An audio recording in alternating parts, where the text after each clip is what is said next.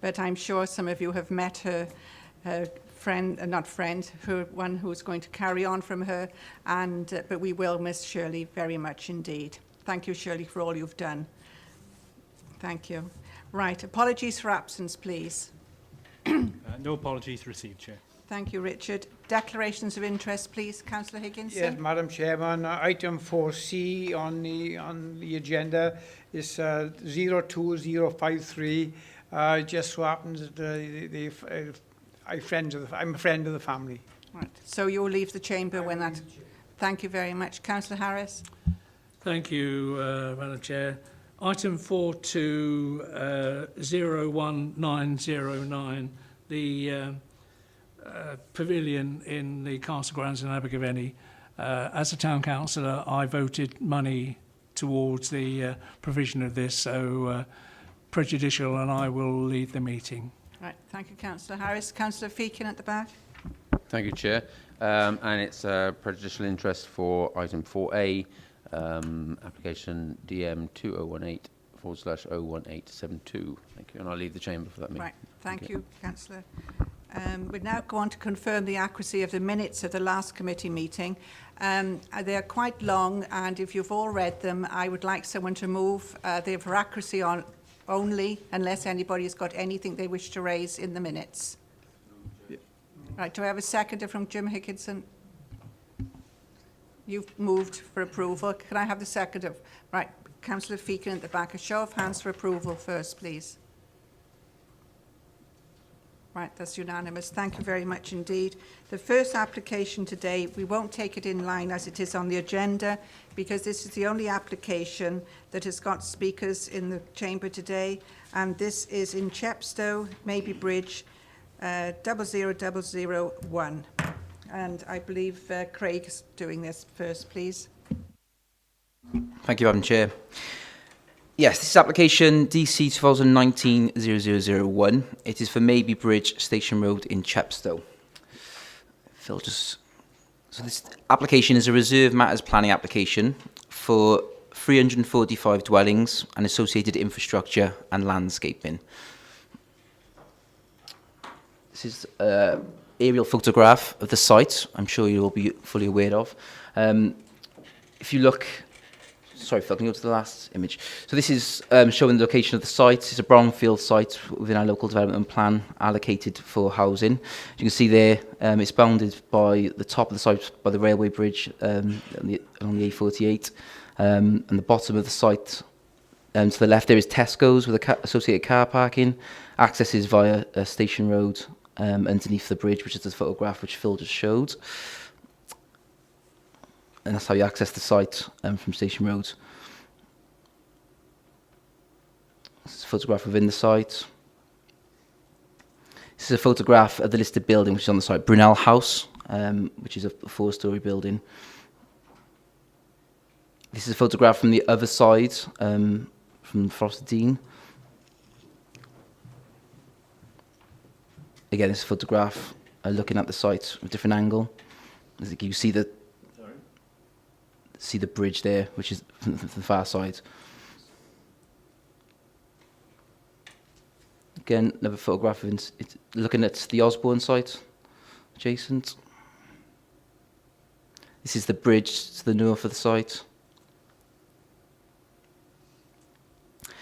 The photograph at the bottom is the slipway, one of the slipways. So on the site there's 4 slipways, which is historical, obviously, where they used to build the ships on the site.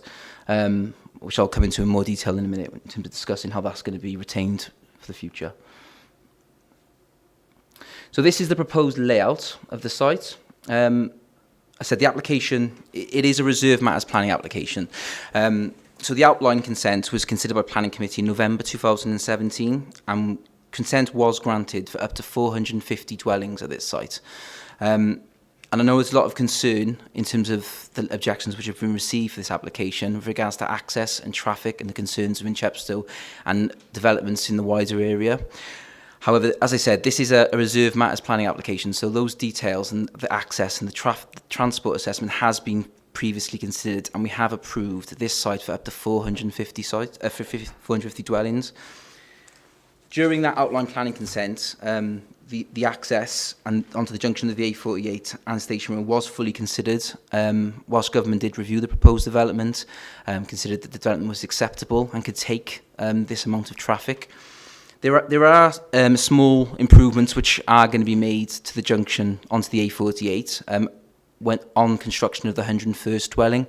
That is within the section 106 on the outline consent. So there are some small improvements which are to be made when hits that trigger. But as I say, the planning consent has been granted for up to 450, so those matters have been largely considered as part of this application.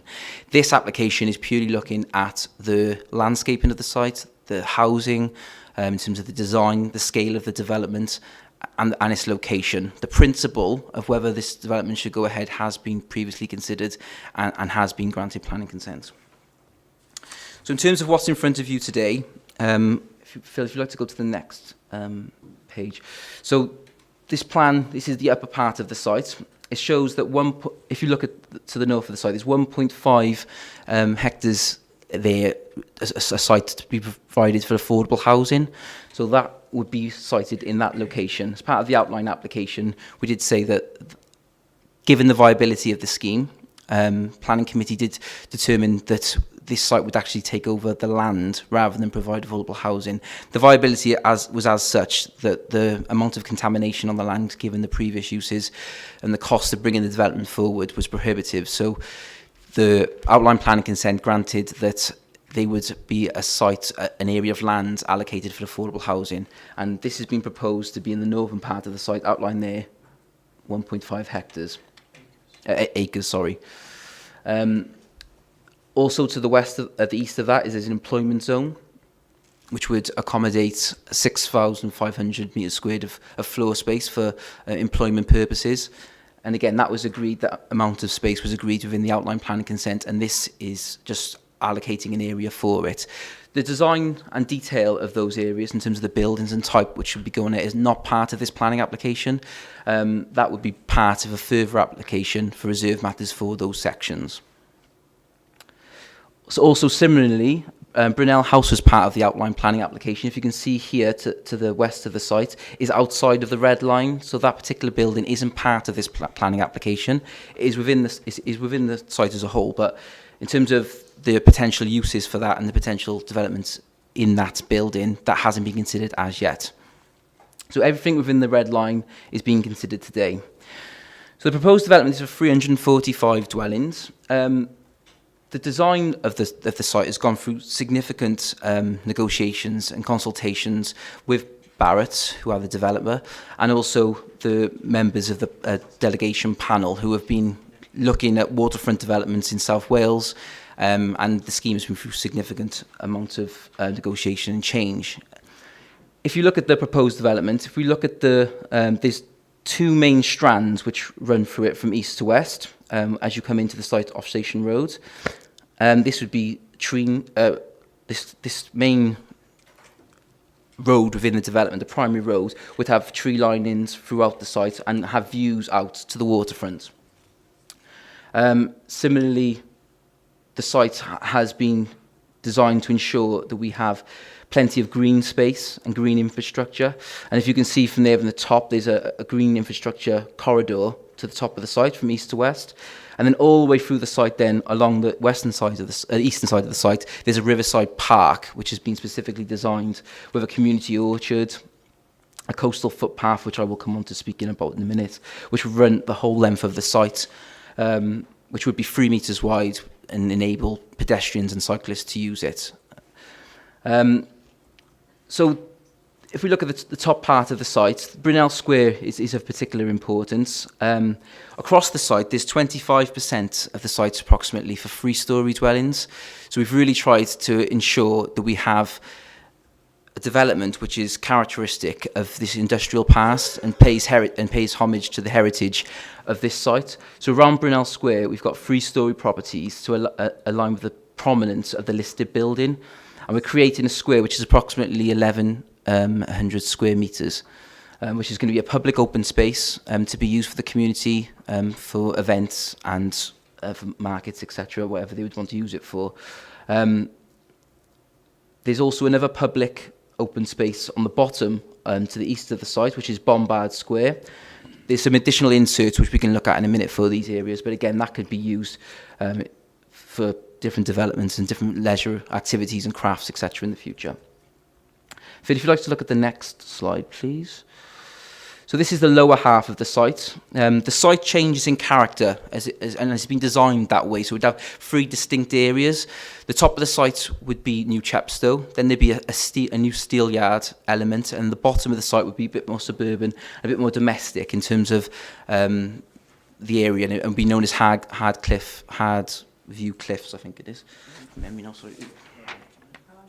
Hardwick Cliffs, yes, sorry, which would be developed by David Wilson, so they'd have more suburban and more domestic appearance. But it has been designed so that it doesn't feel uniform throughout the site. You feel like as if you're passing through different areas. There'd be a palette of materials that are used throughout, but they would have different form, different shapes to pay homage to those different areas. So on this plan, you can see where the slipway 4 is, which is where Phil is pointing now. That would be a hard standing area and has been designed to be, again, a public open space. It's got a nautical theme with regards to the hard standing, which we'll look at in a moment, and the way that it's been designed. But that slipway in particular, has been designed to be preserved and to be brought up to a standard and enhanced so it can be used for the community. The other slipways would also be retained, but they would be much more used for public open space. Phil, if you'd like to go to the next slide. So this is looking at more of the detail now around Brunel Square. So this is one of the community areas. So around this area, it's changed significantly since the original submission. But we've got 3-storey buildings all around it, which frame the listed building. The Brunel House actually has a hip roof, and during design consultations with Barratt's and with the council's heritage officer, we looked to go for a contrast on that. So we've gone for a pitched roof gable 3-storey properties all around that, which ensures that the Brunel House is the primary building within that square.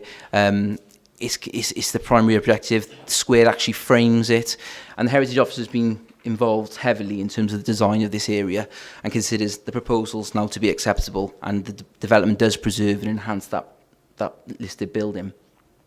All the materials in this area and on these properties would be of natural materials, so they'd be natural slate. So there would be a slight difference compared to the rest of the site. But that is, again, to respect the setting and the appearance of Brunel House. If you'd like to go to the next square. This is the square to the western part of the site, so it's Bombard Square.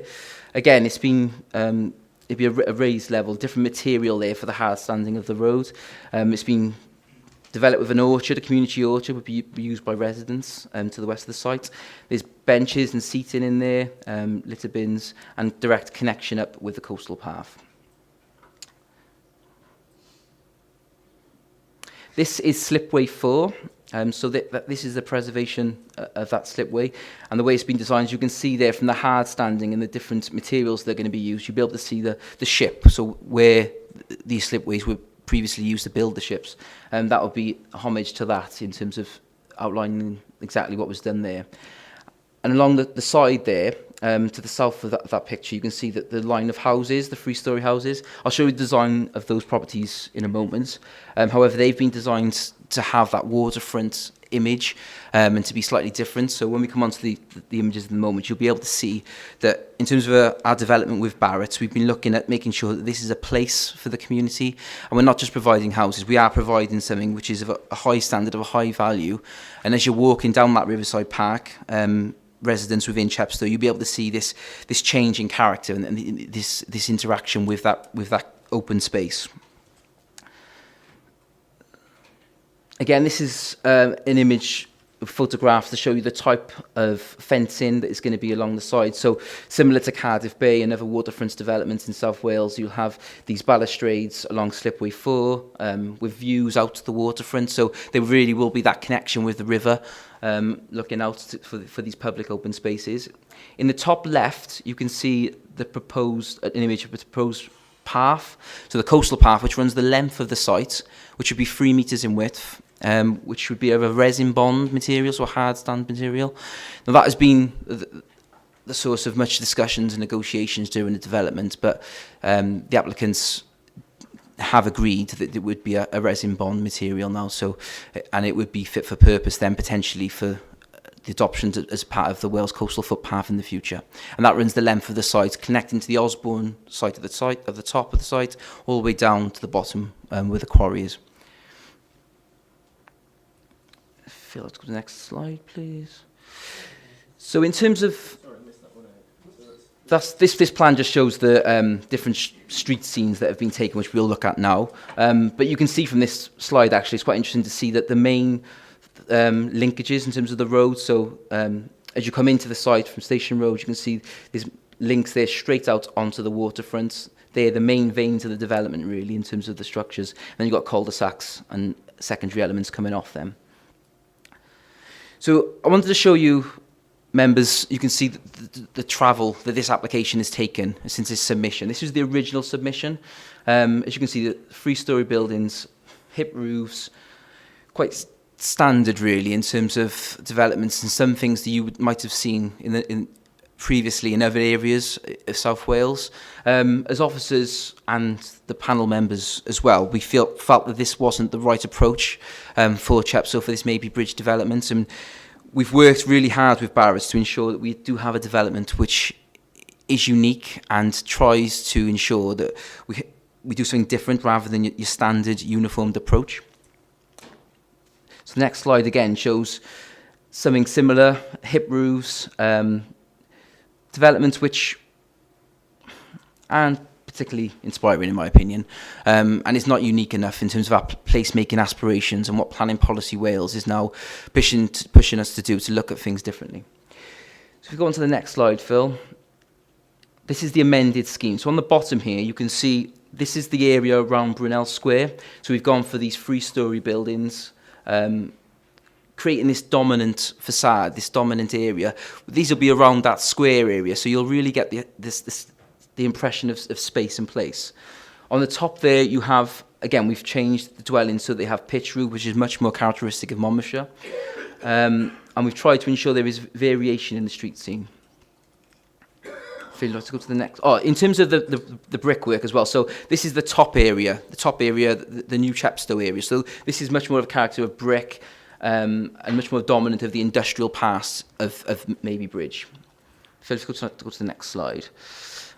These are some of the other main street scenes in the site. So you can see there you've got the trees going throughout, tree lining throughout the sites. You've got the 3-storey dwellings. There's a differentiation in roofs. So there's no uniform there. There's going to be a change in the character of the area. Again, this is around Brunel Square. So these are the 3-storey buildings. Just shows that dominance when you enter the site. So these gives you a flavour of the type of dwellings which we've tried to go for along the waterfront. So again, you can see the change in character.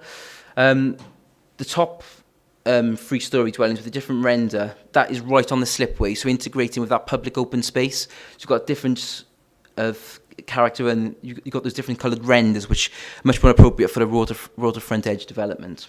Again, similarly at the bottom there, you've got an introduction of cladding and render. So we're moving away from that brick at the north of the site, moving down. This is all interaction with the open Riverside Park. Next page, please. So the top street scene is the main for a way down the road down to the slipway. Again, there's introduction of cladding there. It's a bit more industrial looking. There is definitely a change in character. And the bottom slides show the David Wilson element of the site. So this is to the southern side of the site. So you've got different coloured renders. It's more domestic in appearance. And these will be a different product from Barratt. But again, that's considered to be appropriate for the waterfront edge and for the type of development that we are looking at for this site. So you definitely get those. In the outline consent, it gave consent for 4 different character areas, and I feel that we certainly have delivered that in terms of the new Chepstow area, the Steelyard area, Hardwick Cliffs, and then the Riverside Park. We really have delivered that. If you go back to the layout plan, please, Phil, I'll just mention a few things with regards to the type of housing that we've got being delivered at this site. So in terms of residential development, we've got the majority of the development is 244 would be 3-bedroom dwellings. 22 of the units will be 2-bedroom dwellings, and the remaining 79 units will be 4-bedroom dwellings. We've got 28 basic house types with various finishing details and orientation. So some of the materials have been laid out for members to have a look at, which hopefully you've been able to do. And there's some coloured renders there. We've gone for muted colours, so greystone, light blues, but which we feel are appropriate for that site and do achieve our placemaking aspirations. As I've mentioned previously, 25% of the site is 3-storey dwellings.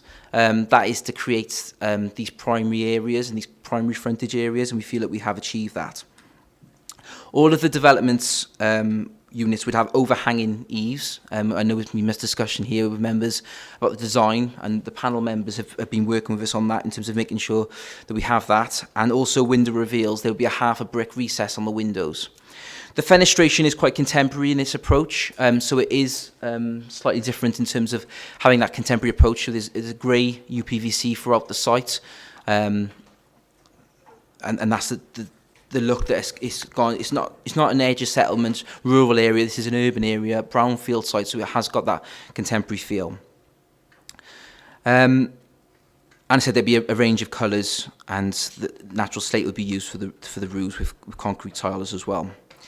The boundary treatments, we've tried to ensure that this had brick boundary treatments in certain locations in terms of primary frontage sites, and as you move through the site, there'll be soft landscaping as well in some of the areas with open frontages to ensure sort of a soft street scene. In terms of the play area, as I've mentioned, there's 2.7 hectares of play across the site, which meets our standards. There's informal recreation, so there's different changes in topography and mounds and trim trails across the site, so people will be able to integrate with the open space. There's also a play area, which is, if you look there, Phil, I'm not sure if you can point it out to members. North or south? Yeah, if you could go down to the next one. Yeah. So in that area next to Slipway 4, there's, see the changing colour, the yellow area? No, just here. There we go, Phil. There's a play area there which has been designed by council officers. There's a nautical theme, so there's going to be a boat there and some other play equipment there for recreation as well. So recreation will go throughout the site, and it's been designed with council officers within the recreation team. So we really have tried to ensure that is throughout the site and not just located in one area. Sorry, where on the site exactly? Slipway, just there we go, just next to the site there. Right by the riverbank. Yes, so along the river bank there'll be a fence, so it won't be a significant drop. There'll be a fence along there with a thicket hedge as well to ensure we'll meet our ecology and health and safety issues. Sorry, we've forgot what it was now. So community orchard and then a footpath running through the site. In terms of Slipway 4 and the preservation and enhancement of that area, CADU have reviewed the proposed development and have not raised any concerns or objections with regards to the way that has been done. They consider this is an acceptable form of development, and it does preserve that slipway, which is obviously of historical and national importance to us. In terms of parking across the site, there has been a reduction in parking given the sustainable location of the site. So overall, the development should provide, in accordance with Monmouthshire's parking standards, 1,013 parking spaces. The layout provided in front of you shows 847. So there is a reduction of 166 spaces, about 17% reduction in parking across the site. But this is, as you can see, one of Monmouthshire's most sustainable locations, given its location to the train station and location to bus routes, and the fact that we've got the coastal footpath and permeability running throughout the site, cycle links and pedestrian links. So we do feel that this reduction in parking is acceptable. This reduction relates more to the 3-bedroom dwellings having 2 spaces rather than the allocated 3. So we do feel that this reduction is acceptable overall. In terms of permeability and the layout of the site, we have ensured there is enough pedestrian links. There's pedestrian links into Garden City in the middle of the site, which Phil would be able to point out straight there. Potential also for the link to be at the bottom of the site, subject to land ownership issues being confirmed. But Barratt's have ensured that the coastal path would run up within the land that they own, right to the edge of the land they own.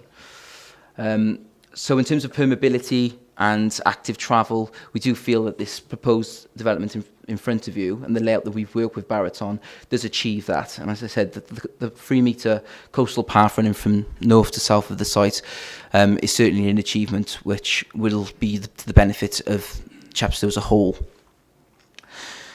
So in terms of officer's recommendation, you can see there are concerns within the local community with regards to the access and traffic and overdevelopment of the site. However, as I've outlined previously, what we're looking at today is the details, the reserve matters elements of it. Those elements have been looked at as part of the previous outline planning consent. We as officers do feel that we've delivered on achieving our placemaking aspirations with this site. We've delivered a development which is of a high standard, high quality design. We've got good characteristics in terms of our areas. We've got good riverside park, good recreational development going throughout the site, ensuring well-being and active travel. Therefore, officers are recommending that this proposed development is of a high standard, meets Planning Policy Wales's aspirations, and meets our aspirations for the site. And we are recommending to members that we approve this proposed development today, subject to the conditions outlined in the report. Thank you very much indeed, Craig, for very comprehensive and very detailed for everybody to understand the application at Chepstow. I believe we have a speaker from the Town Council. Has she appeared or not? I think she's the right chair. Anybody aware as to Mrs. Havard? Does anybody from Chepstow know if she's coming or not? As at the moment, she hasn't appeared. And anybody from Chepstow Town Council on the committee? Any member from the Town Council at all here? No. Chair, I am a town councillor, but Yeah, but not on the Town Council that would speak in instead of. no. Right, I'll take Councillor Dovey if. No, I was just going to say, Madam Chair, I'm the town councillor. Oh, sorry. I'm a town councillor as well, but I'm not really sure whether I would be expressing the views of the town council, so I will stand on my own right as a county councillor and speak as a ward councillor. Right, thank you. But we would, I should think, accept that the agent would speak, although there is no objector. Yeah.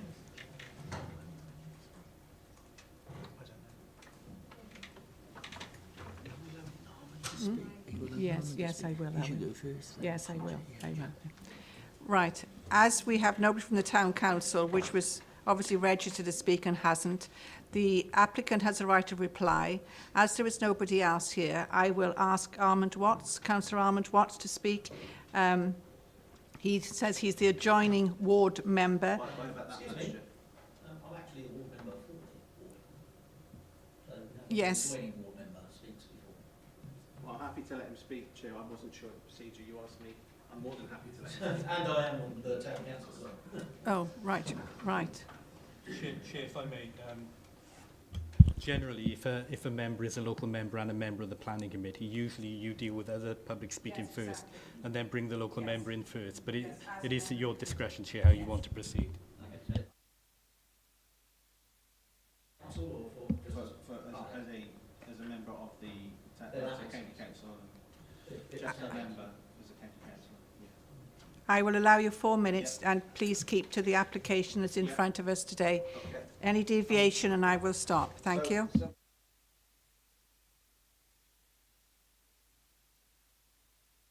Sustainability, Chair. Can we talk about sustainability? Because I'm not convinced, if I can start, really, that this is sustainable with the volume of... And it's in my discretion, and you're allowed to be speaking here today. Thank you. So I'm not convinced, members, that this is sustainable for the environmental impact this will have on the town itself, the traffic. We've already got a problem. We're literally poisoning people on Hardwick Hill. And then also the volume of traffic at the pinch point, which is Tesco's, is unsustainable. We've already decided on the traffic. We're not discussing the Okay. traffic in the application today, When it comes to Councillor the Watts. access point though, Chair, am I allowed to get a picture of the access points up on the... Yeah. How many, can I ask a question? How many cars are expected to be using that site on a day-to-day basis? Chair, shall we reply to questions after speaking in the normal way? How many children are expected to be using our local schools from that site? Because at the moment, when I spoke with the education department this morning and phoned around local schools, we've got capacity for 100. My guesstimate is you're looking at potentially 600 children from this site, potentially. Okay?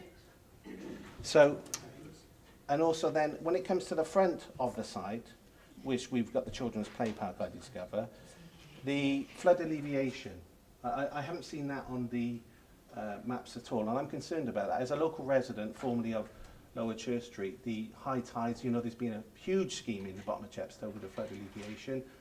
I haven't really seen any detail on flood alleviation on there, and the risk then to, obviously, people who potentially buy it from being flooded or not, as the case may be. Yeah, so I pretty much, and then there's also the affordable housing aspect of it. On the site, I haven't seen, and I know it was when we had the site meeting the other day, where the affordable housing is. Could we get that up, please, Chair? Right. Why is it not dispersed? Why is the affordable housing tucked away in one specific corner of the site? Why isn't it dispersed? So if we're talking about, I guess, kind of equality and social status, which we should be looking at, why have we just effectively created almost like a little leopard colony in the corner of the site for the affordable housing? Now I say that because there was a leopard colony done away many, many years ago, so it has some historical relevance. But why is it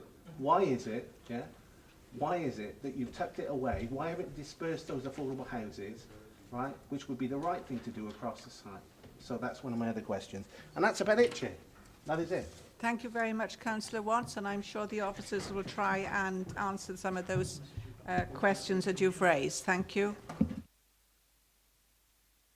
Craig, do you wish to answer those, or Mark? Yes, certainly can.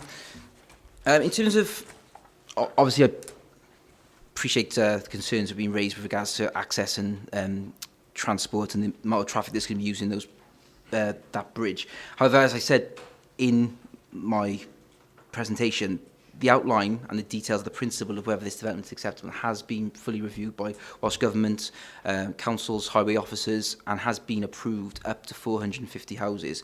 And in terms of the traffic assessment that was done as part of that, it was deemed to be acceptable at that stage.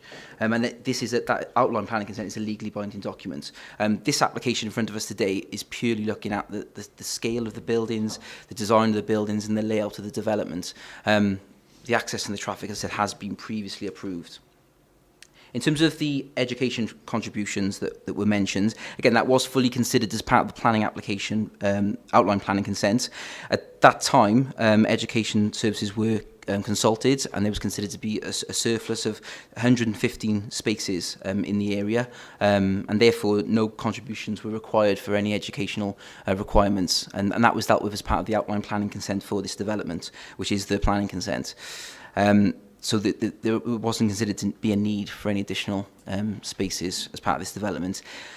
In terms of flooding, also that Councillor Watts has mentioned, that has been reviewed as part of this development. It wasn't mentioned in the presentation, but Natural Resources Wales have been involved in the consultation of this application. None of the dwellings would be on a C2 floodplain. Some of the employment land would be, but that would be subject to an application at a later date and wouldn't have a consideration as part of this. But I can assure you the flooding has been looked at as part of this development. In terms of the affordable housing, yes, in an ideal world, you there could be a parcelling of land to separate it out. But we've worked with Barratt and our council's affordable housing officer on this. In terms of providing this piece of land, there are a lot of benefits of ensuring that it is put together in terms of the maintenance and the construction of that site. It could be potentially up to 30 dwellings, and we could get more affordable housing on that particular piece of land if there's benefits in putting it together. So we feel, working with our housing colleagues, that it's the most appropriate thing in this solution in this location to put the land, rather than have two sections of land, to put the 1.5 acres together, potentially to have economies of scale and to look at potentially having more affordable housing on there. But again, that application isn't before you today. The siting of it is, in terms of where the affordable housing will go, but the detail of that and the reserve matters and how many units that will be dealt with as part of a further reserve matter planning application. Thank you very much indeed for that explanation there, then, Craig. I believe we have the agent who wishes to speak at the back there. Please state your name, and you also have 4 minutes. Thank you.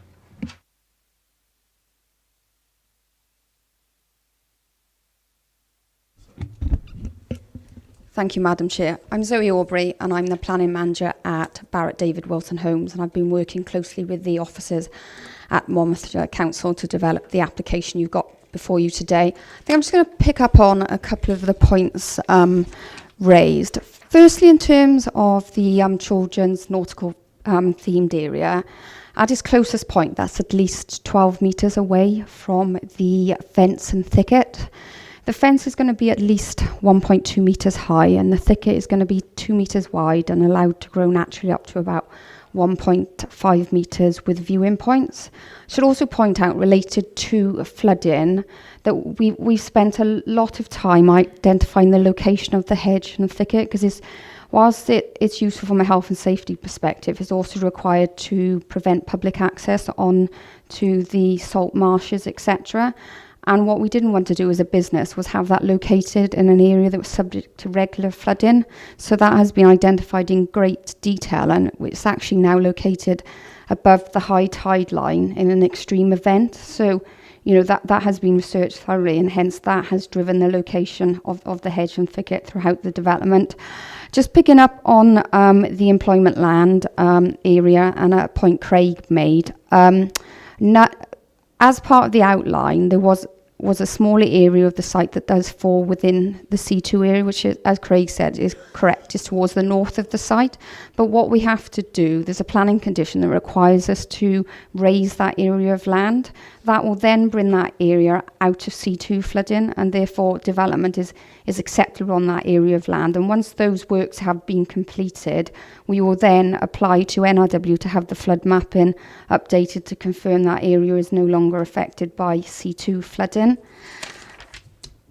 In terms of education, I think Craig had picked up on that correctly, but because the number of units have reduced to 345, where the 115 figure was calculated for 450 units. So just doing a quick calculation, I'd calculate that's about 85 primary school places. I think the councillor said there was capacity for 100, so there is no issue in terms of education capacity caused by this area.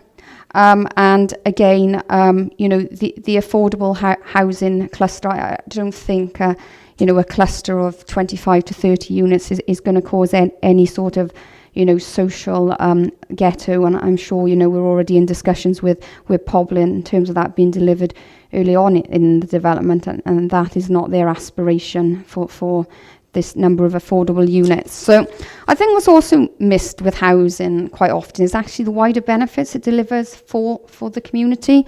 So just taking the fact, you know, we're bringing forward 345 high quality new homes here, that's likely to create circa 860 direct, indirect and induced jobs, contribute an additional 52 million to gross value added, approximately 5.6 million towards additional local spending in the local economy, whilst, you know, we are delivering a significant amount of additional open space on this development.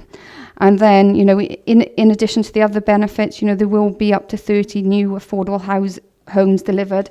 And in terms of the employment area, which we're, you know, currently starting to market for occupiers, that could accommodate up to 400 jobs itself as well. So I think, you know, it's always mindful to remember the benefits the new housing can be delivered, and therefore I respectively request that you approve the scheme before you today in accordance with the case officer's recommendation, remembering this is a reserved matters application, not an outline where the principle has already been established. Thank you. Thank you very much indeed, Zoe. I believe Mark wants to come back now first, and then I'll take the committee. Yeah, thank you, Chair. Only very briefly in terms of affordable housing.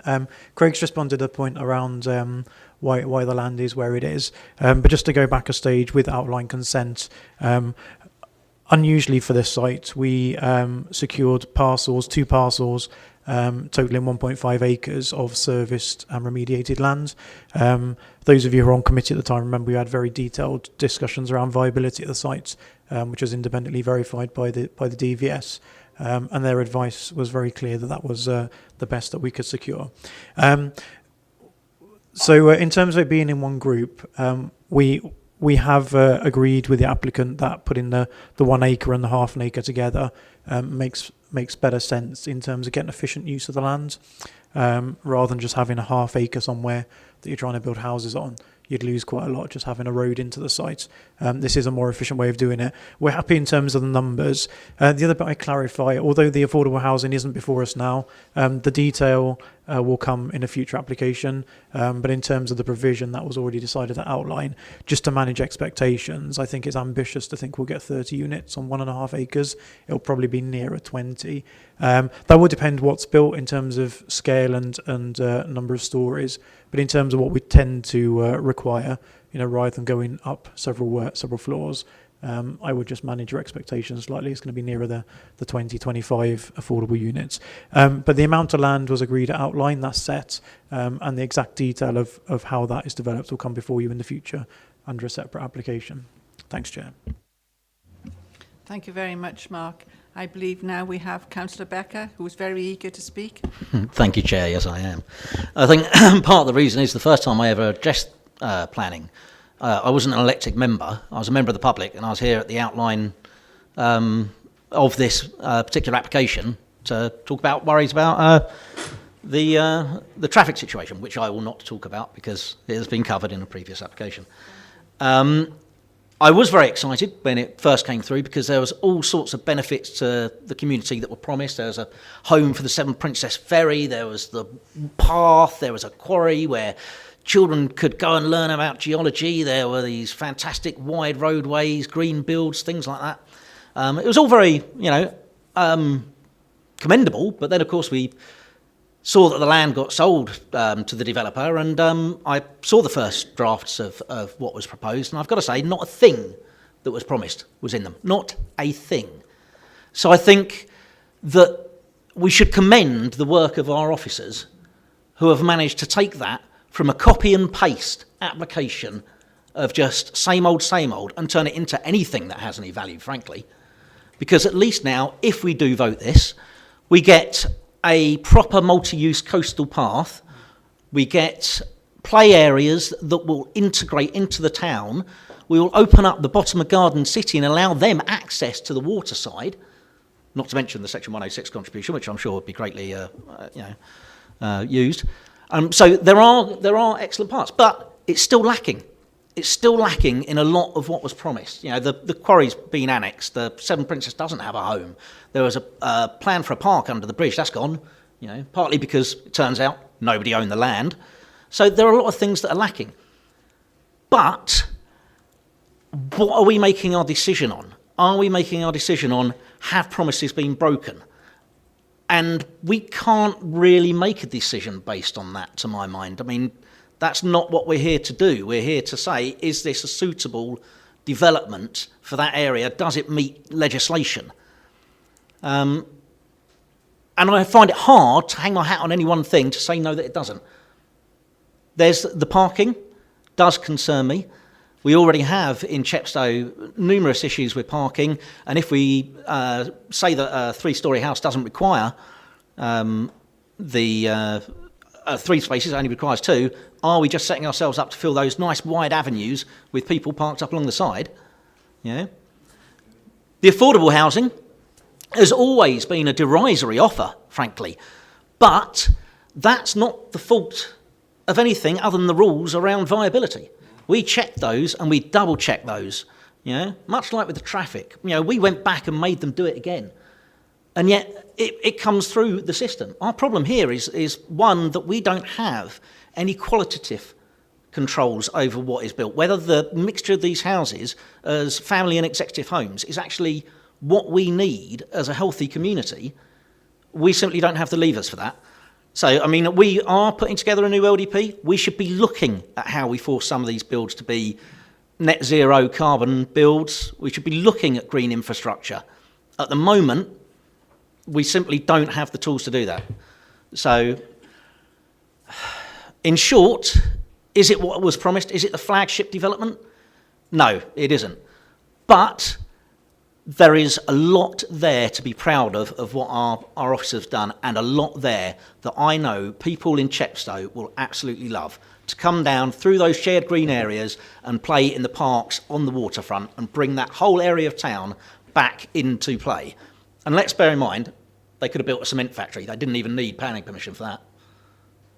So, is it perfect? No, but I would agree with the officer's recommendation that we do accept what we've been offered. Thank you, Councillor Becker.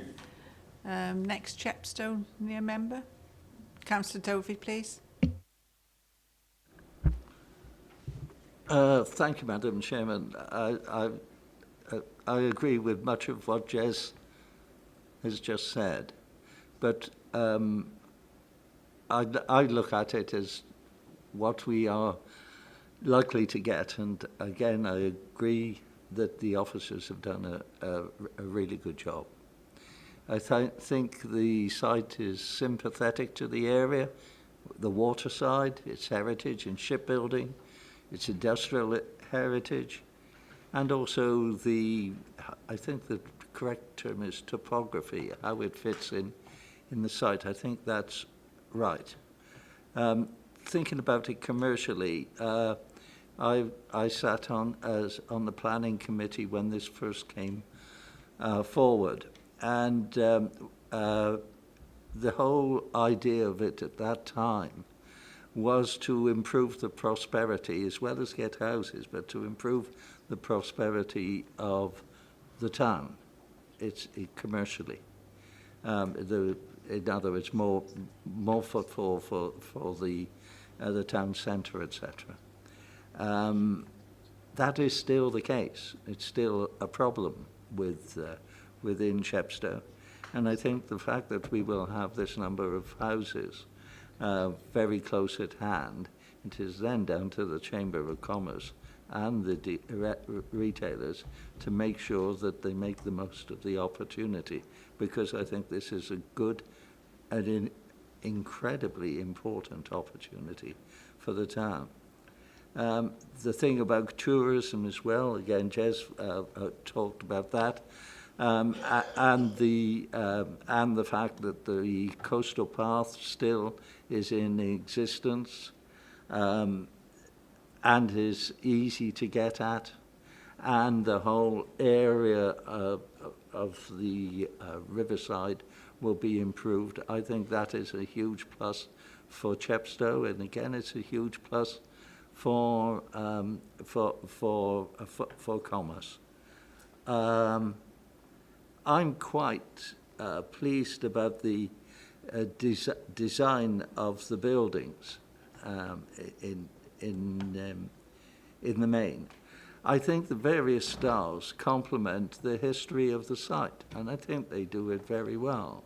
I mean, the three-story buildings with the high roof lines, they really do remind you almost of a dockside in a way, with the cranes, etc. I think it's quite clever. I think that the way it's done, it is excellent. I believe it's a signal development which will bring the town commercially a big benefit. I think it will improve the reputation of Chepstow as a settlement to live in. I'm sure of that. And we shouldn't forget we've got another development, quality development going on next door to it. So that is going to become a significant area in the town. If we don't like this, it begs the question, what do we like and what would we be likely to get? Do we want a cement works down there? I surely don't. I think this is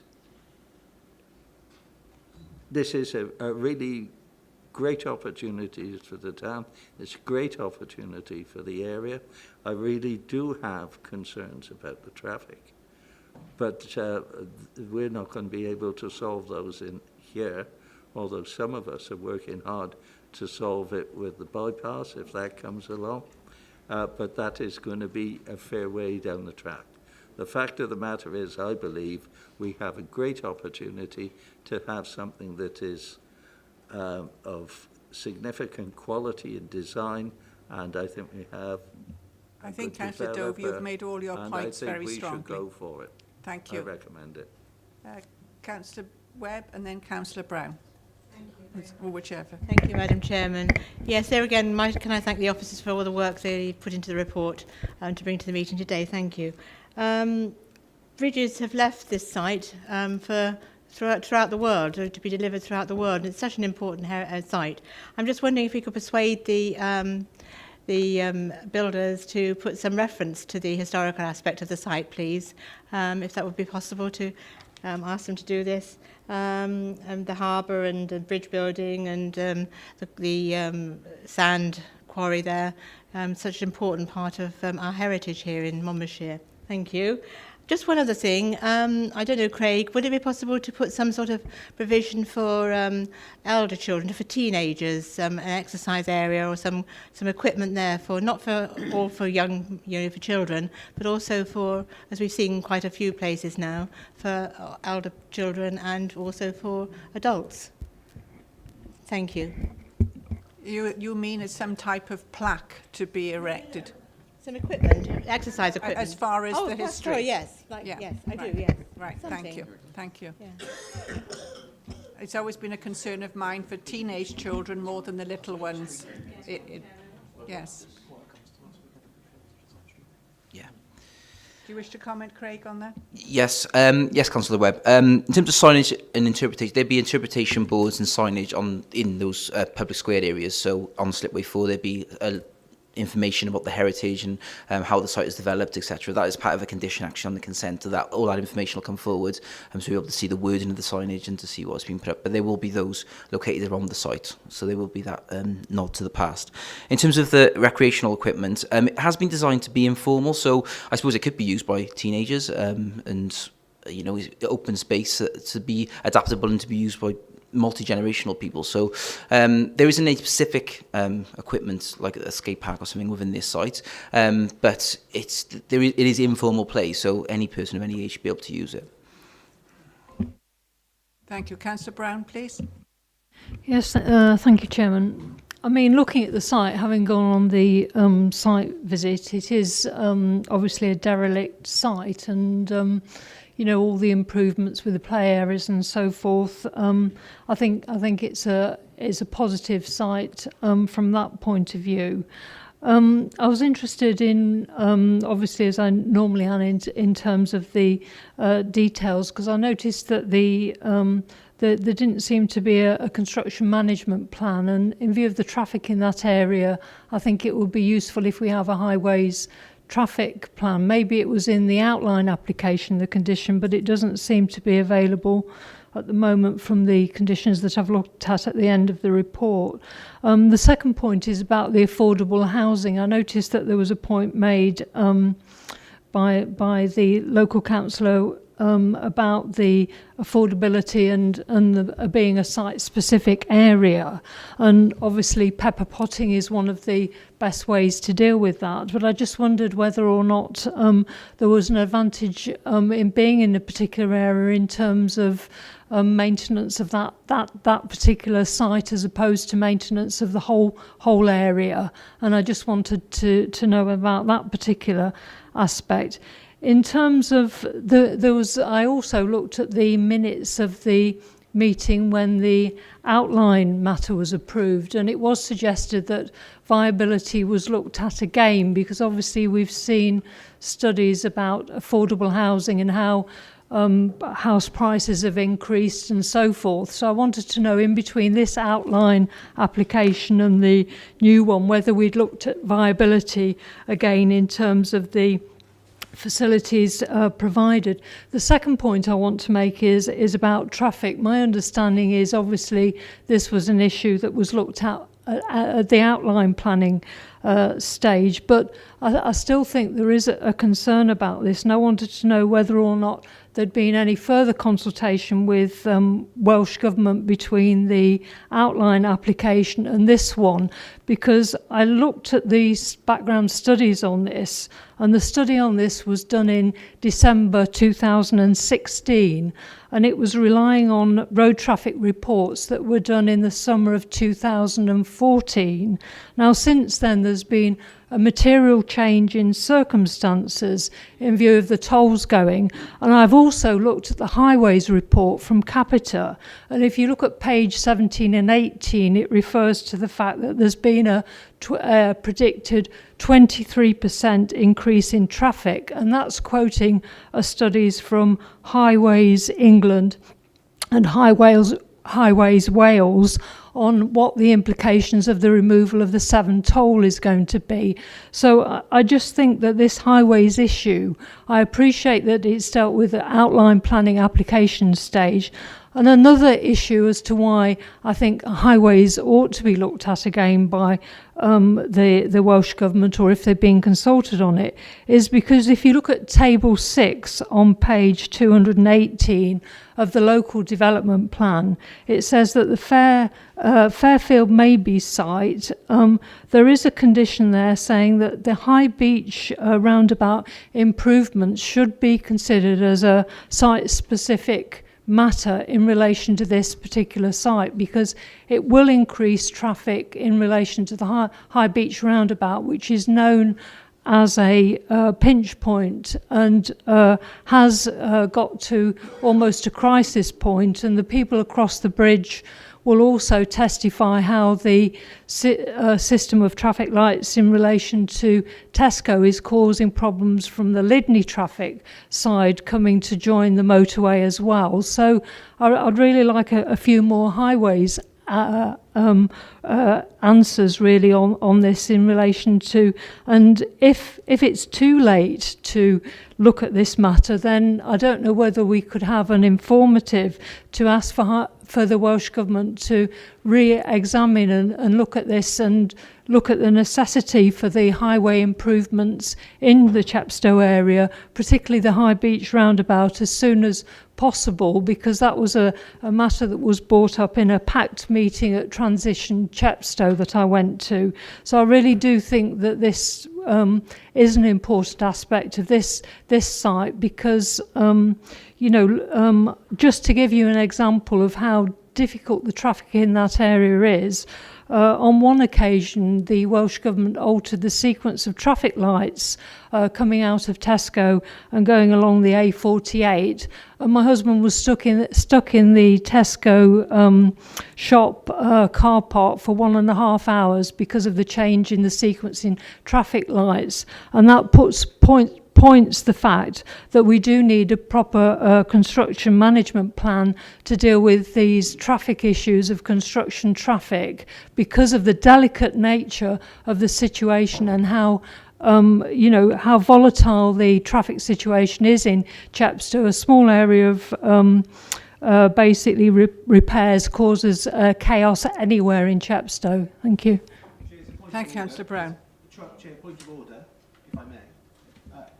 Prior to the meeting, I asked specifically how broad I could, the scope of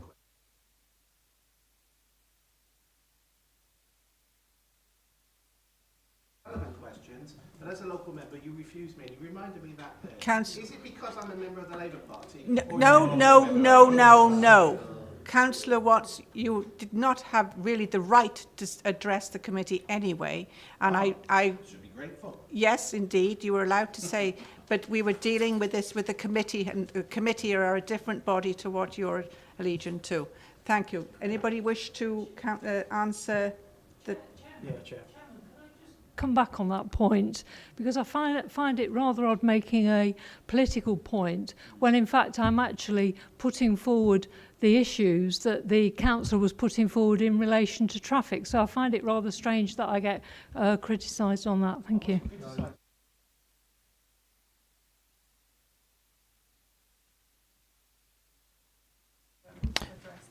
Yeah, Chair, thanks. I'll come back on the highways point, and then Craig was going to pick up on some of the questions raised around viability and those pieces. In terms of highways, as Craig's outlined, this is a detail considered at the outline consent stage. So I appreciate what the capital study says in terms of traffic increasing in recent months. That isn't something we can take into account. We can't now go back and ask the Welsh Government if they've changed their mind.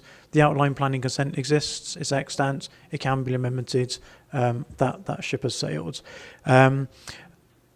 Casting your mind back, in terms of the traffic issues, Welsh Government did have a holding objection on this site for 18 months while they looked at the capacity on the A48 and the air quality.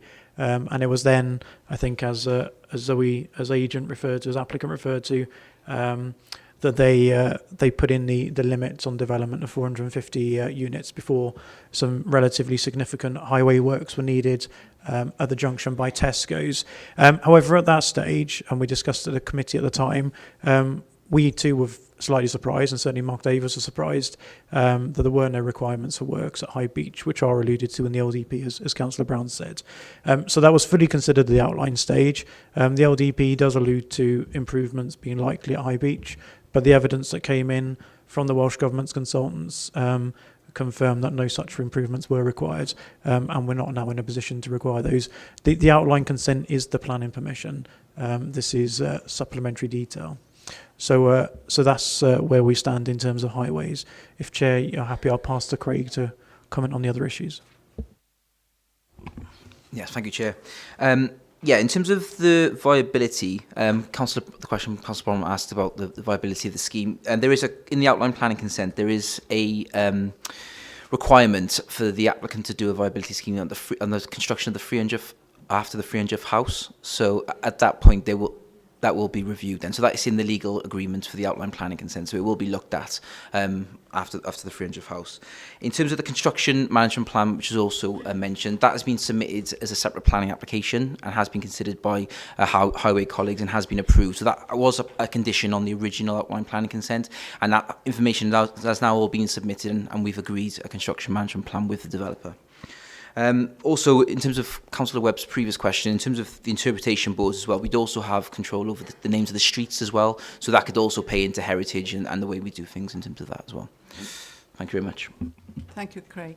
Quickly then, please, Councillor Brown. Yeah, I just asked about the affordability and the maintenance issue, about where the site was located in a particular area and if this would assist, because I understand there's going to be a management plan to do with the whole of the site, and obviously if there is a separate area for affordable housing, there might be a management thing for that area, so there could be an advantage there, and that's what I asked the question about. And in relation to highways, I think looking at the documents, most of those meetings were November, December 2016, and so they were actually before this, and I just wanted to make that as a point. Thank you. Thank you, Councillor Brown. Shirley, do you wish to answer that on the affordable housing? It was simply a way of getting more affordable, because as Mark said, what we were getting was 1 acre and half an acre. If we had them in separate areas, which we could have had, we would get less affordable housing. Having it all in one area allows us to build more. We're expecting about 22 units. And the Housing Association would manage and maintain that area. Thank you, Shirley. No, it's Roger, I believe, next, then Giles. I'm very sorry. You're My not- childcare has just fallen through. Right, So okay. I have to go and try and pick up my children, which is going to be a little bit of a race at this point. So, but my recommendation stands. Right, thank you for your attendance, Councillor Becker. Councillor Roger Harris then, please, and then Councillor Howard. Thank you, Madam Chair.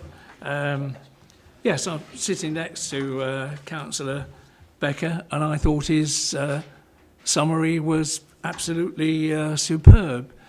What it amounts to in every planning application is we're here and we compromise basically on what's good and what's bad, and we weigh it up, and if it's that bad we refuse it, if it's not that bad we approve it. I'd like to reiterate how much time and effort the officers have put in here, and as a member of the delegated panel we also had an input, and I know the officers negotiated with the developers, and thank goodness there was sensible flexibility with the developers as well to come up with this scheme, and in particular the massive compromise of that 3-metre coastal path walk, resin bonded the whole way, is really going to be fantastic. Everything has been said. When it comes to the vote, I will be putting my hand up for approval.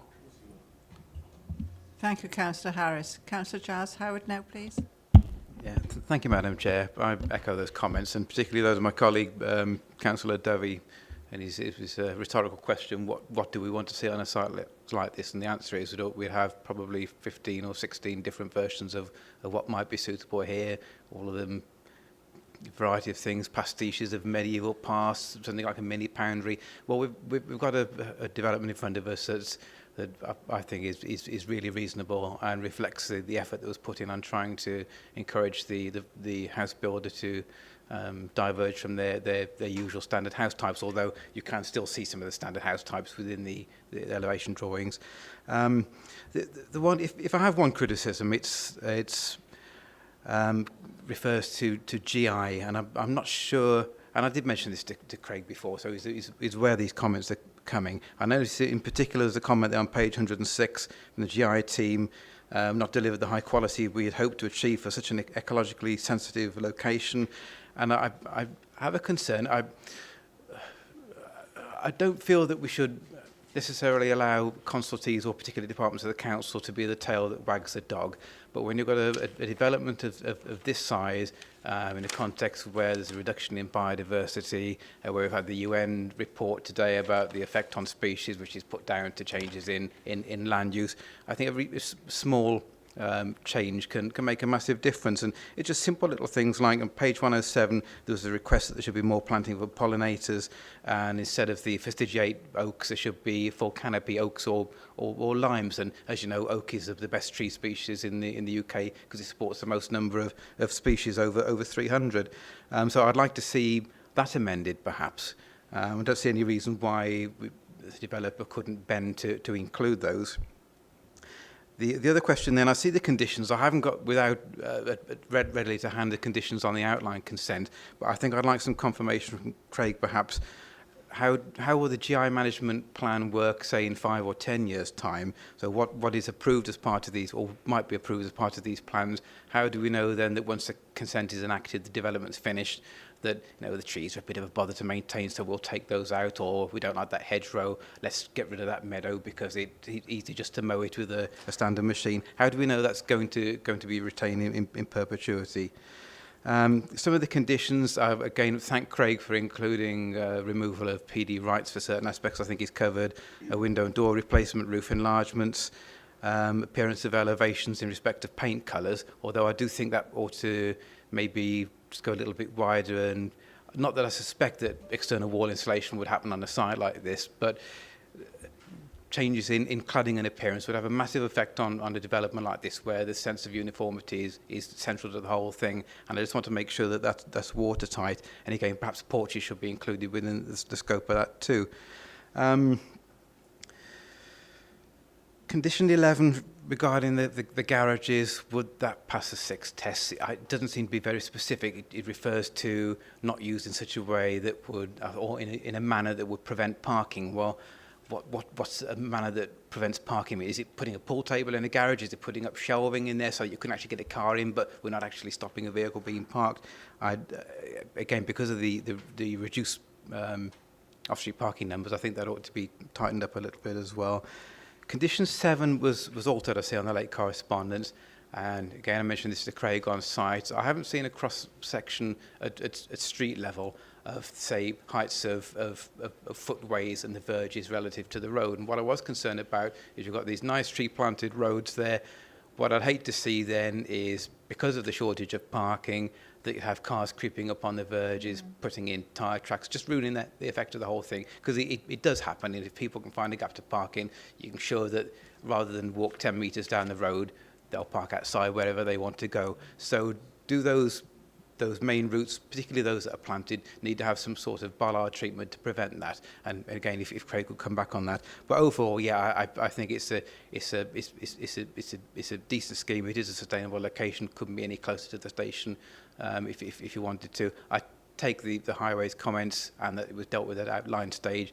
It would be helpful to know those. One last question then: did we reconsult WAG? Highways as part of this application? I couldn't see it on the documents page on our website, and just concerned that they are scheduled for consultee. Right. Thanks. Thank you very much, Councillor Howard. Craig or Mark, do you wish to answer some of those queries from Councillor Howard? Yes, thank you, Councillor. Thank you, Chair, sorry. Yes, so with regards to the GI, yeah, there are... as you can imagine, with these type of developments, with landscaping and house and design and scale of developments, different opinions on the way in which we should be dealing with the landscaping.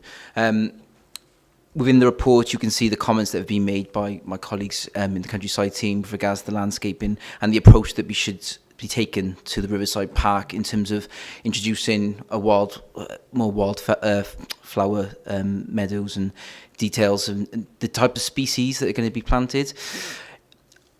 The developer's GI officer, representative consultant, have got a different opinion. So as a planning officer, when reviewing the planning application and as a team, we've reviewed what has been submitted, whether it is acceptable, and whether it achieves what we want to achieve in terms of placemaking. And as an officer making the recommendation to you today, I consider what is in front of you and the species and the type of development is acceptable.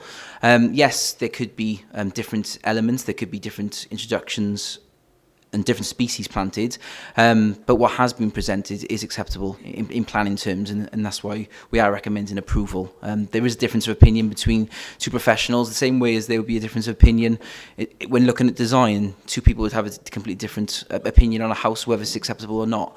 In terms of what's been presented and what is in front of members today, as a planning officer, I do feel that the landscaping is acceptable.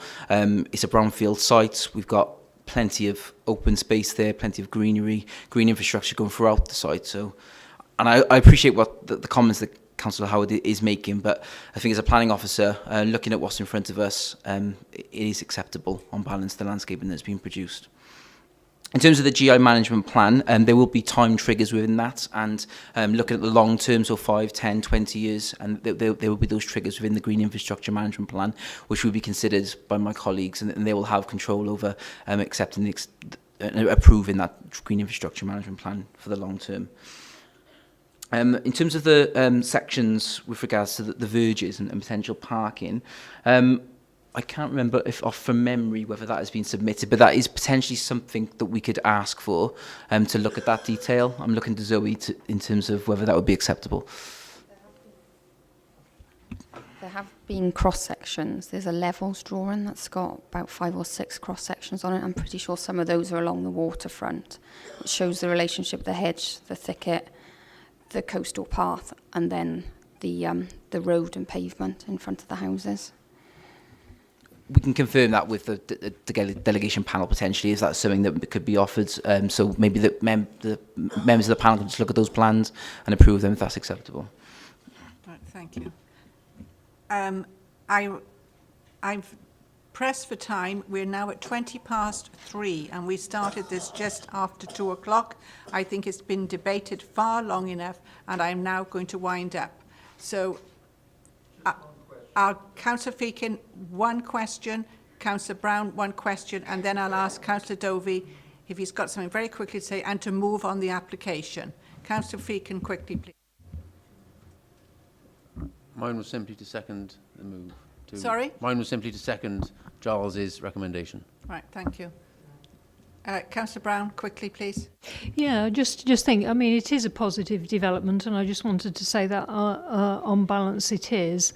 And obviously, there are just local concerns with regard to the highways side. With regard to viability, I do think there's Brunel House. I appreciate that's a separate application, but what seems to be missing is some sort of community space in the area. So if viability does look at this and it comes up with a different assessment on the 300th house, I would ask that something should be looked towards some community facilities. I don't know what will happen to Brunel House, but possibly the bottom floor of it. Yeah, I appreciate that, but I mean, I'm just thinking that if there is any further viability assistance, then the lack of sort of indoor community facilities or meeting areas will be useful. That will be addressed when that application comes in front of us later. Okay, thank you. Councillor Dovey, quickly, please, and I'm going to ask you to move the application. Thank you, Madam Chairman. Just one point that went through my mind. And Councillor Watts did mention flooding, but I think perhaps he is not thinking of the flooding. I'm concerned about one of the changes that has happened within Chepstow is the amount of flooding that takes place from within the town down to the bottom end, where, well, all that area across the bottom end of town. Has any thought been put into that? Because it is a bit of an issue. Has any consideration been taken of the fact that there might be flooding from the hinterland, which some of the town does suffer from now at the bottom end? Yeah, Chair, really briefly, at outline stage, members might remember there was a plan. So as Zoe mentioned, there's an area to be raised around the employment zone to bring it out of flooding, but there's also an approved plan which shows an area of land which cannot be raised so that it doesn't make the bottom end of town flooding worse. And that's right up the very top corner by the road underneath the railway bridge and the A48 bridge. So it has been taken into account at the outline stage. Thank you for that explanation. Right. As you're the member in Chepstow and Councillor Becker has left, I shall ask whether you would like to move for approval, please. Councillor Dovey.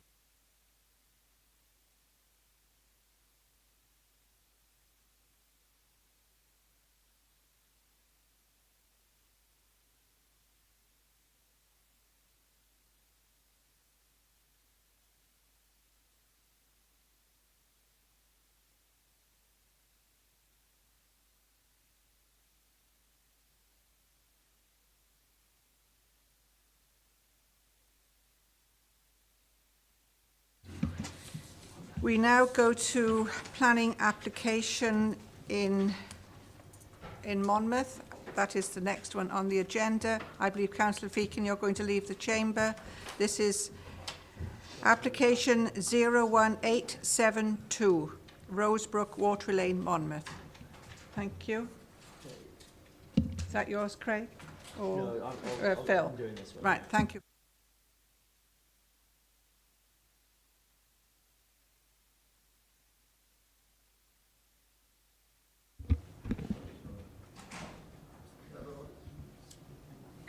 Okay.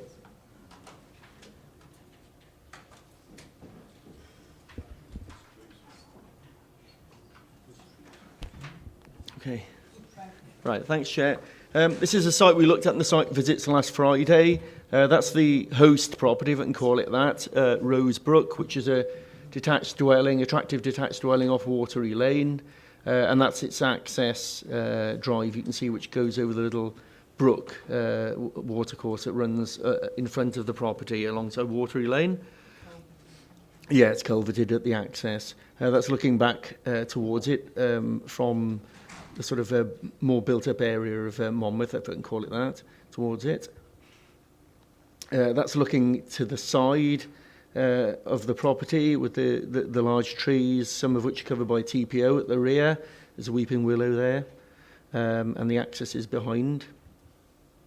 Yeah, so one of the new accesses would actually come alongside here and then sweep in to serve the existing property and serve the properties at the rear, where we're looking here, where that sort of little retaining wall is there. And again, notice the large trees in the back of the plot. That's looking further back from that particular point, deep into the garden, and you've got the denser development behind there, behind the hedge at Lilac Drive. Then that's looking behind Rosebrook. Further on, there's the willow again. And that's looking from the other direction back towards where we were looking originally. That's the back of Rosebrook there. Oh, no, sorry. That's the other side of it. Sorry, that's looking at the frontage on the other side of Rosebrook. And then that's looking at the side elevation of Rosebrook, which has got lots of windows on it and primary windows. And that's looking from the back. And see the access would come in here and sweep into the site and serve Rosebrook as well for the 3 dwellings that are proposed. So that's the site. As you can see, there's denser development behind it and then sporadic development along fronting onto Watery Lane itself. And that's the layout that's proposed. Historically, there was an outline for 2 dwellings on the site. We'll see the footprints of those in the last slide of this presentation. This proposal is to have 2 accesses either side of Rosebrook. The left-hand one, if I can call it that, would serve Rosebrook and the 3rd dwelling over the far side of the site, and then the access on the right-hand side of Rosebrook would come in and then serve the 2 plots 1 and 2. Oh, sorry, just show you that shows that the larger trees on the site are seeking to be retained. 4 of them are protected by TPO, some of them aren't, but they're looking to protect 7 large trees on the site in total. That's partly why you can see one of the plots is splayed, plot 2, so that it keeps out of the root protection area. That's the plot 1, that's the elevations and floor plans, and the garage detail at the bottom. That's plot 2, so it's fairly similar. Plot 3 is different. It doesn't have the gables that the first 2 plots have. I think that there we are. There's a sort of street scene of them. Obviously, Rosebrook you can't see, which would be in front of certainly plot 2. That's a section through the site. And then that shows the footprint in red of the 2 approved units that outline, albeit is only outline, and then the red footprints show, footprints show where the 3 proposed dwellings are going. So in terms of the character of the area, while the agent's view is that this site is large enough to accommodate 3 dwellings, it's almost an acre in size, it's 0.36 hectares. The agent feels that it would maintain the spacious feel of the developments around that, notwithstanding that there's a denser development behind. And it's argued that the purchase of additional land from Rosebrook itself, together with houses that are smaller in ground floor footprint and the outline consented proposals, would result in good plot size ratios that are favourably comparable to both the consented outline scheme and other plots along Watery Lane. And the buildings are located to avoid tree canopies and tree root protection areas, those edged blue there. So the agent's obviously making the case that this, despite increasing it by 1 dwelling, wouldn't harm the character of the area and would be an acceptable form of development. Officers don't agree with that outlook. The area is characterised by large houses of individual design situated on generous plots and all facing onto Watery Lane. There have been two dwellings, as I've said, two dwellings recently constructed in close proximity to the site that have been set back in the original plot. And there's no clear building line in this immediate area, with a more random and sporadic pattern of housing along this section of Watery Lane. The outline proposal sought to take advantage of the depth of the site, and the illustrative plans showed at that stage the proposed dwelling set well back from the highway, as you could imagine. This did help to create a less built-up appearance and maintain the appearance of an open frontage, which, due to the more uniform building line and subject to an appropriately designed hard and soft landscaping scheme, works within the context, reducing the prevailing characteristics of this area, namely spacious plots. Reflecting the prevailing character of the area. However, in this case, by introducing a third dwelling to the rear of the host dwelling, this changes significantly how this development as a whole is viewed within the context of the surrounding area. Individually, Plot 2 reads as backland development, as it is situated partly behind the severed dwelling, or the host dwelling, and does not have front-facing spacious plot that is characteristic of the area. Plots 2 and 3 are in close proximity to each other, which is uncharacteristic of the area, appearing cramped in comparison to the large separating distances that characterise the dwellings along Watery Lane. And finally, it introduces a uniformity of plot size, which is also significantly smaller than the surrounding plots. And spacing between the plots is also more uniform, and there's a regular building line that looks incongruous within the context of the randomly developed houses in the surrounding area. So we would argue that this isn't within the established grain of pattern of development that is in and along Watery Lane. It's more akin to development that is at the other side of the site, that backs on to the site in Lilac Drive. And we think that it's harmful in that respect to the character of the area and wouldn't conform to policy DES criterion L, which seeks that areas characterised by high standards of privacy and spaciousness are protected from overdevelopment and insensitive or inappropriate infilling. So we feel this proposal fails to comply with that policy, and in that instance, we would recommend refusal of the application on that basis, based on the reason for refusal on page 42. Thank you very much, Phil. There isn't the member here to speak, obviously. He's declared an interest. I'm the adjoining ward member, but I shall leave my comments to later, so I'll wait for the committee to give their comments first, please. Councillor Murphy. Yeah, thank you, Chair. And we had a look at this on Friday. I think that the existing planning permission for two dwellings is far more appropriate. The indicated size of the properties is more in keeping with the other properties along Watery Lane. So I would certainly support the officers in this. I think it is overdevelopment, and it's the wrong type of development for that site. The original planning for the two dwellings is far better. Councillor Murphy. Councillor Powell. Thank you, Chairman. I wasn't there on Friday, but I have been there previously, and I agree with what Councillor Murphy said. The two houses before were in keeping and looked sensible as from the lane, but I think putting that extra one in looks as though you've just gone along and said, right, let's stick one on there, and it does look out of keeping, and I'm afraid I won't approve this. Thank you, Councillor Powell. Councillor Howard. Thank you, Chair. Well, I was there on site on Friday, and I remember it from the first time round as well. And I think, if anything, the footprint of the three houses probably have more in common with the host dwelling. I was thinking of other occasions where we've approved backland development, and maybe where we've tried to argue that something ought to be refused because of the character of the area and the large houses on large plots. But then I was thinking back in particular to the development we've given consent for at the rear of Park Crescent in Abergavenny on former railway land. That's the same sort of principle.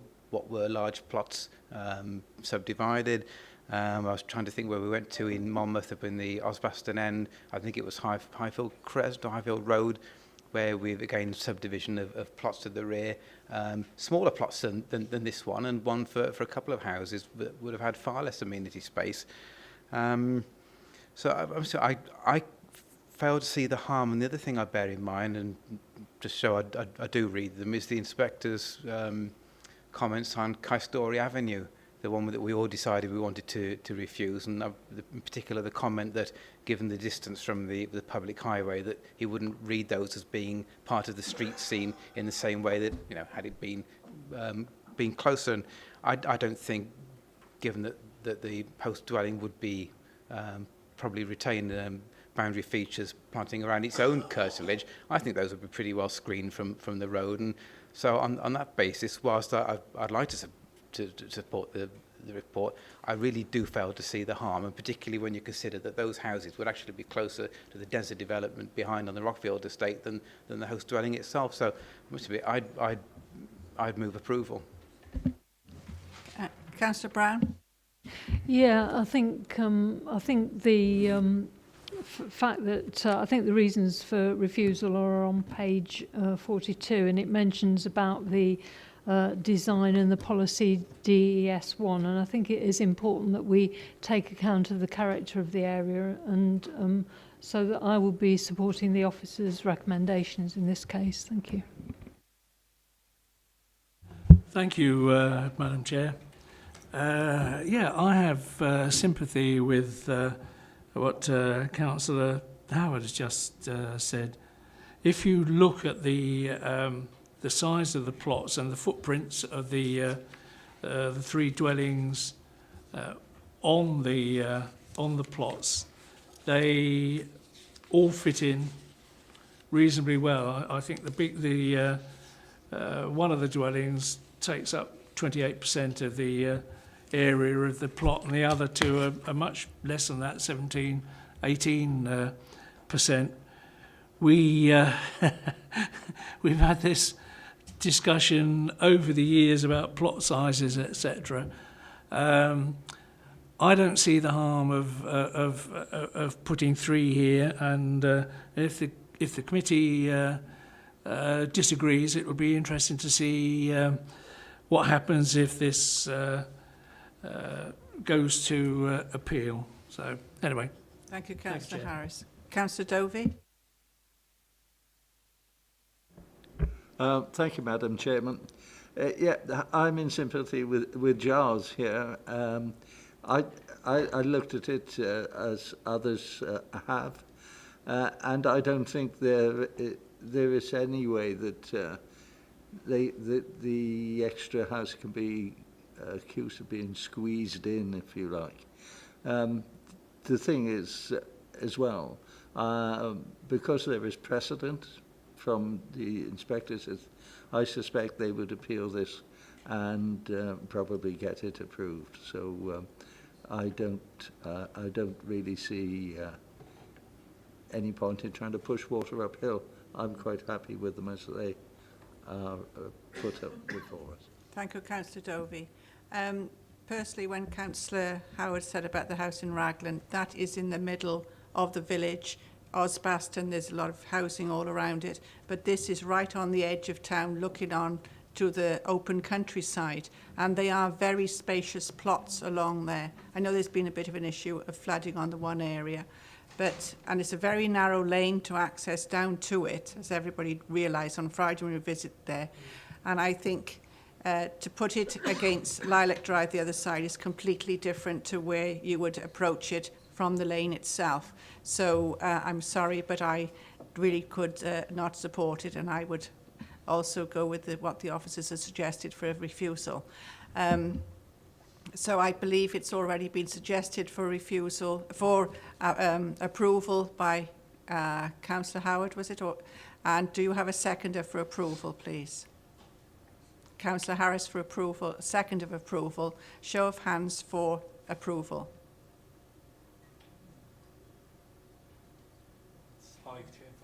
Those against the application?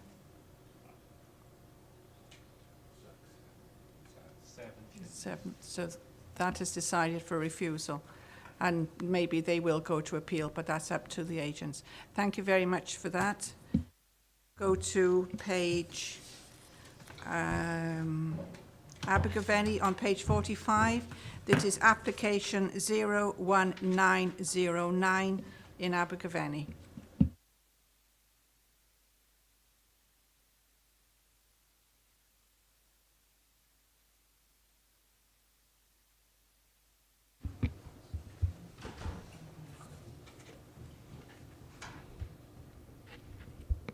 Okay, thank you. Right, thank you very much indeed. Councillor Feakin has just come back. Right, okay, Phil? Yeah, no, thank you, Joe. I was just going to very briefly sum up that this was considered last time at last committee by members. It was a resolution to refuse the application contrary to the officer recommendation, and it's now before members for decision. I don't think we need to debate it again today. So it's been moved, Councillor Howard, and seconded by Councillor Evans to go for refusal. Do I have a show of hands for refusal, please? Those against refusal? So there's a couple of abstentions from Councillor Feakin and Councillor Brown. Thank you. Page 65 now, and this is 02053. This is on Vinegar Hill in Caldicot. Thank you, Craig. Thank you, Councillor Higgins. So you'll leave the chamber. Thank you. Is Councillor Harris coming back in?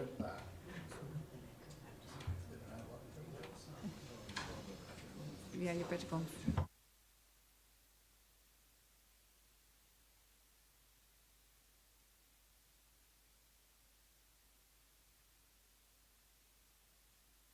Harris, you didn't hardly have time to sit down. Right, we're back now to Caldicot. Craig, thank you. Thank you, Madam Chair. This application is DM 2018-02053. It is a Green Acres, Vinegar Hill in Endy. The application is proposing a new detached 4-bedroom dwelling. This photograph is showing a photograph of the site, which members who are on site visits on Friday were there. Just flip through the slides, please. This is the existing house on the site, on the plot, Green Acres. You see it's a double bungalow type property. This is the area where the proposed dwelling would be sited.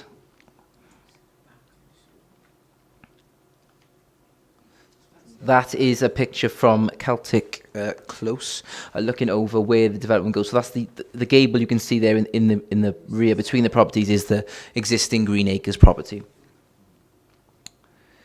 This is a picture, a photograph looking from the site, looking at the back of the properties on Celtic Close. And just looking at the front of the site.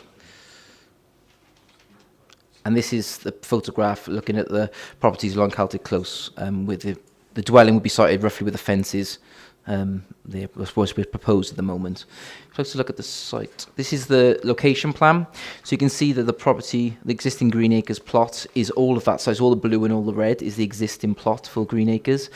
This application proposes the plot to be in the red area, and with the access, having a shared access with Green Acres at the moment. So that driveway onto Vinegar Hill would be accessed off that point. This is the proposed site layout. So you can see there the outline of the existing property Green Acres and also the proposed new dwelling, which would be in that location to the east of the property. And you can see there as well the associated parking and driveway for this property and the amenity space at the rear. So the property itself would be have a footprint of approximately 9.85 metres by 13.8 metres deep. It would have, this is the proposed footprint of the development. So you can see there the lounge, kitchen, family room on the ground floor, and then 4 bedrooms on the first floor with ensuite bathrooms and a bathroom. If you look at the elevations, this is the proposed elevation detail. So it's a 2-storey dwelling, 4 bedrooms. It measures 7.6 metres approximately to the ridge of the property. And it's been designed with cladding and render to match the existing property. So the existing Green Acres, if you remember the photograph from a few slides ago, the design is to match that. The elevation, which is of particular note from this, is the side elevation in the top left corner. And this is the elevation that would be on the boundary of the site. So it'd be 2 metres in from the existing boundary, which we'll go back to the layout in a minute, but that is the elevation which would be viewed by the neighbouring properties. So there's no windows in the first floor elevation there. And originally, the scheme was submitted with the 2-storey element against the boundary. So the elevation in the bottom right would have been what the neighbours would have seen. So it's been negotiated and amended down so that it's a gable end elevation now. If I go to the next slide, is there another slide? So this is a cross-section of the site, so you can see the relationship with the existing property Green Acres and this new proposed dwelling. Obviously there you can see that it's a drop-down, slight drop-down in terms of the roof. You can see the outline there of the property on Celtic Close as well, so there's the relationship there with the properties. The finished floor level of this proposed dwelling is approximately 18.13 AOD.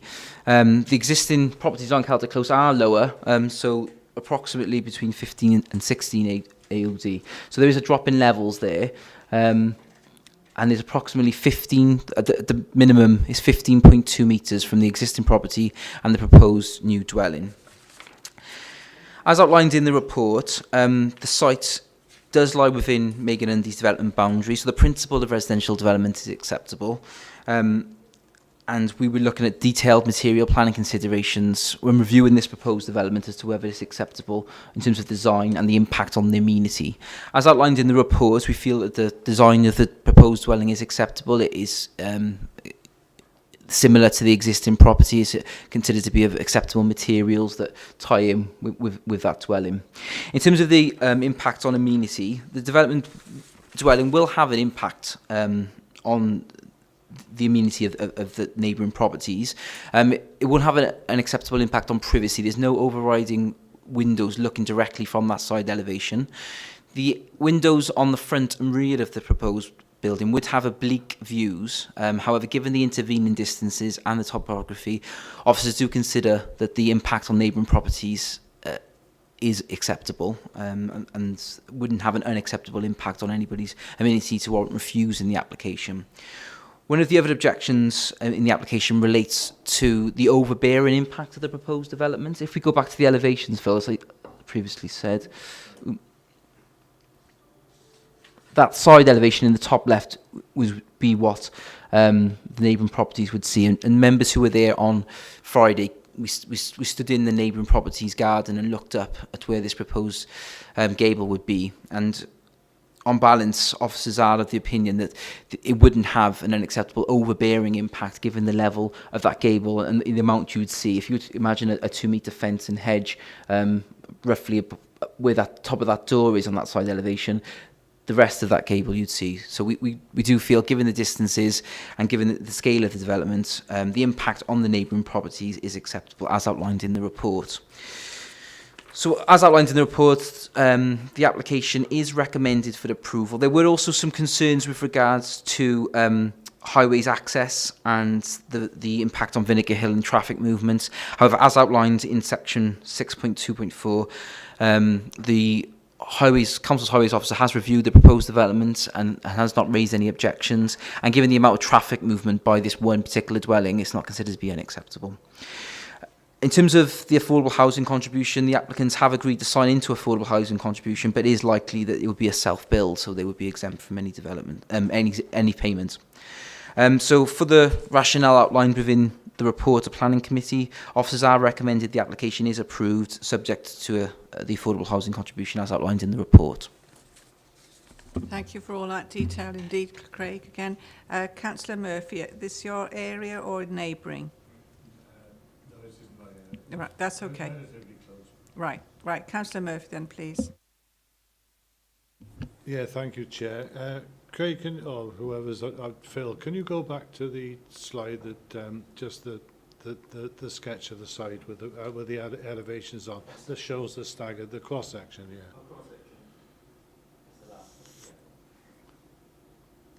Yeah, that one there. that shows that the property is on a step. If we reduced the step, in other words, increase the size of the wall at the back, that would bring the whole property down, and the site is sloping, so it would take it being built lower down. That would lessen the impact on the properties behind it. How practical would that be?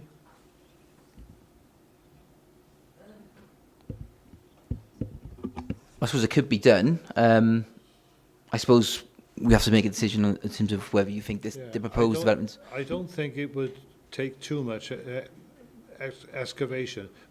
Moving it back would be an enormous task and very expensive.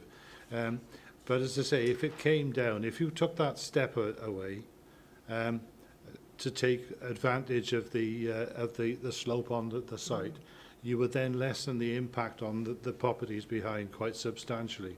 And I think that may well be worth conditioning. I mean, the principle of the development's fine, but I am concerned about the overbearing nature, and that could be reduced by doing that. Craig? Just for clarification, Councillor Murphy, are you talking about reducing the floor level of the whole thing? How much roughly do you, in terms of? Well, how much is that first step? I don't know. I can't quite make it out from here. Yeah, obviously that is potentially an option if members did feel that the process in front of them today is unacceptable. Obviously, as officers, we feel and assess this in terms of the impact as it is, and we feel that it meets amenity standards. But certainly that is something that could be looked at. That would have an impact on viability in terms of obviously excavating down and retaining walls. It would, but I wouldn't have thought it was an insurmountable impact. I would agree with Councillor Murphy there to move it back. I mean, because it was quite a big slope on the garden, it would be astronomical to remove all the soil there. So I think that would be a good answer to it. Councillor Howard, then Councillor Feakin. Thank you. I sympathise with Councillor Murphy's comments about the height of the house, and it didn't seem to be such an issue when we visited the site itself, but when we went round to the property, I can't remember the name of the road, even the existing gable with that habitable room window did look close, and you do get the perception of being overlooked, even though the distances are satisfactory. And I just worry that although there aren't any windows proposed to the first floor side of that, the gable is quite close. I did double check on the plans measured on the PDF. The 16.7 metres distance is slightly out. If you take the closest house on the neighbouring road to the closest corner of the proposed new house, it's a fraction over 15. And given that the sites, there's a metre difference between the sites, looking at the plan, assuming that's correct, then to me it's a little bit too far beyond borderline to be acceptable. So whether or not it's worth going back to consider an amendment, maybe if it could be dropped. The downside of that is then what you wouldn't want is looking at the size of the existing property, is that one to look like some sort of dollhouse to the side of it. And that's the danger of trying to shrink it, I suppose, but that may be better, certainly as far as the neighbours are concerned. So if Councillor Murphy wants to propose that we go back for a deferral for revision, then I'd support that. If there's a feeling among the committee now to defer it until they negotiate the thing, we needn't go on and debate this now, if that would be possible. Would you all be happy with that, for deferring it and come back again? Okay, you're happy with that, Councillor Feakin, because you wish to speak?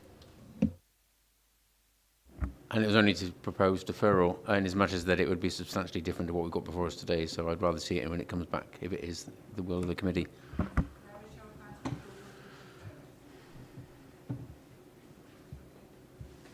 One other point, Chairman, the hedge and the fence between those two properties, who does it belong to?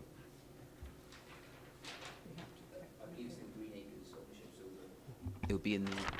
You've got a risk that property being so close to that hedge, which we're using as an excuse for us to agree it, maybe kill off the hedge because it's so close. And I think I'm really in agreement for this to be brought down, and I suggest about 1 metre.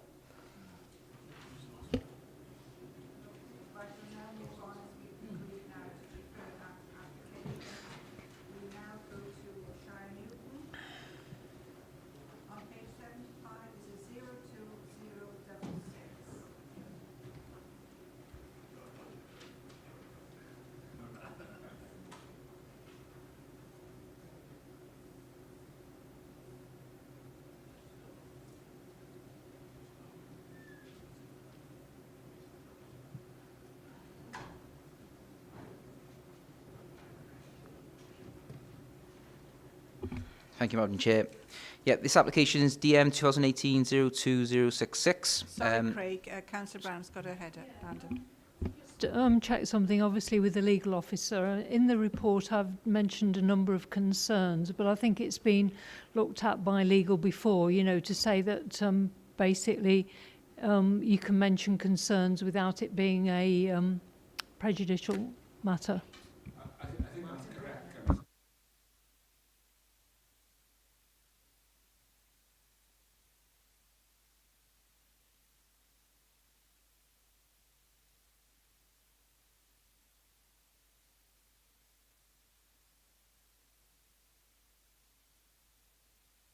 Okay then, thank you. Right, sorry, Craig. Come on. That's fine, thank you, Madam Chair. Yes, the application is an outline planning application with all matters reserved apart from access for the construction of 11 dwellings and associated works. The site is approximately 1.62 hectares and lies on the eastern edge of the village of Shire Newton. This photo in front of you is a photo of the existing access to the site. This is a photo within the site, looking back towards the property on Clearview Court. Again, very similar, just further on up, looking at properties at Clearview Court. This is a property looking up, standing on the existing access track, looking up at the two properties at the end of the track. Photograph looking downwards to the existing development on the edge of Shire Newton. You can note the hedge on the front of the site. Again, this is a picture looking out of the site, and the proposed development would actually just line adjacent to those, the end of that main property there along the field. So there'll be a new access. We'll show you now on the next slides. Again, a picture of the site, an existing track going up to the two properties at the end. So this is a location plan showing the proposed site, so outlined in red, and the blue is also land owned by the applicant. Phil, if you can see on that plan, you can see the well, you can leave that on that, Phil. There's the existing access track which runs through the site to the west of the site. You can see it there, and which goes down to Thistledown Barn and another property there, and then the property to the top there, which is the existing housing development. Let's go to the next slide, Phil. This is the proposed indicative layout, because as I said, this is an outline planning application, so we're only looking at the access at this stage and the principle of whether the development is acceptable. We're not looking at scale, appearance, or details of the landscaping of the site at this stage. We're only looking at the access. So this is an indicative layout to show what could be done at the site. It shows 3 dwellings being served off the existing access point. They're the ones to the west of the site, so they're private ownership. And then 8 dwellings being served off a new access, which has been developed to current highway standards. So this site is, as I said, 1.62 hectares. It's a bit of a hybrid planning application with various elements. A section of the site, roughly along where the access boundary is, within the development boundary of Shire Newton. Then the site to the west is an allocated site, part of our 60-40 affordable housing sites. It's SA H11XIVA for approximately 5 dwellings on that site. And then there's some land to the south, which is plots 4 and 5. Some of that site is outside of the allocated housing development. There's a dotted line, which you can't really see it from this site, but it's just there, that is the line for what the allocation was. So there's a section of site there for gardens, which is outside of the allocation. And there is also, which is a material planning consideration as part of this application, a historical consent, an extant planning consent, which has been implemented for 7 dwellings, 6 of which were private ownership in the open market and 1 for the affordable.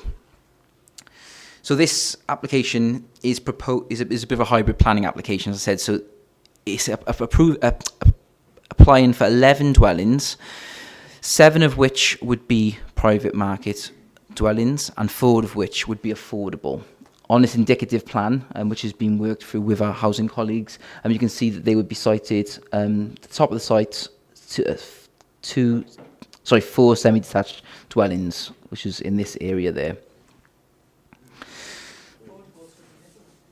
Yeah, that's right. Where's Phil's just allocated then? Although, again, this would be dealt with as part of the Reserve Matters application. As part of this, you can see roughly, indicatively, where they're looking to site these dwellings. So as outlined in the report, it is a hybrid application, and we do need to consider here, so I'm just losing my way, the previous planning consent and the proposal in front of us today. So if we were to take the previous consent for 6 open market and for 1 affordable separate, this would then include then the additional 3, which would be part of this 60/40 site, additional affordable units. So with reviewing that with housing colleagues and planning policy colleagues, we feel that that is acceptable. We are providing a higher number of affordable housing from this development. In terms of the site itself, as I said, access is the main planning consideration for this development. Highways do have concerns and have objected to the existing access point, which is being served for 3 dwellings. This isn't to current highway standards and is substandard. However, as planning officers, we feel that this access point is acceptable given the level of traffic that the 3 properties would generate, given the fact that it is an existing access point, and it is historical and is already serving 2. The majority of this development would be served, the 8 dwellings would be served off a highway access point, which would be developed to current standards, and highway officers have agreed that that access point is acceptable. So there is a balanced judgment being taken here by planning officers. We do recognise the concerns and objections that highways officers do have to the existing access point, but given the amount of properties that this access would serve, planning officers do feel that this is acceptable for this proposed development. And that's obviously given against the balance that this development would serve meeting our affordable housing targets. Albeit a small site, it still is providing those affordable units. We have discussed various options of trying to implement the previous access, which was on the extant consent. But in terms of deliverability and the affordability of that, we feel this is a good compromise to bring the site forward and actually deliver on those housing units as I've suggested. So, as outlined in the report, we do feel the proposed development is acceptable in principle. We feel the amount of affordable housing units that has been negotiated is acceptable. In terms of the parameters and the scale parameters for this development, there would be 2 to 2.5 storey dwellings. The housing developments opposite this site have 2.5 storey dwellings, so we don't think that would be out of character. So the minimum parameter is 5 metres and the maximum parameters is approximately 9 metres. We feel that when we look at the Reserve Matters applications, those parameters are acceptable. In terms of sustainability and traffic impact, I mean, this development is within close proximity to a main bus line, so we do feel that is acceptable. On this indicative layout as well, there's also a footpath proposed. There isn't an existing footpath on the site at the moment, so that would be an enhancement for residents in the area to provide that footpath link along the rural lane. In terms of the visual impact and the green infrastructure aspects of this development, we do feel that a scheme could be developed which would be sympathetic to the area.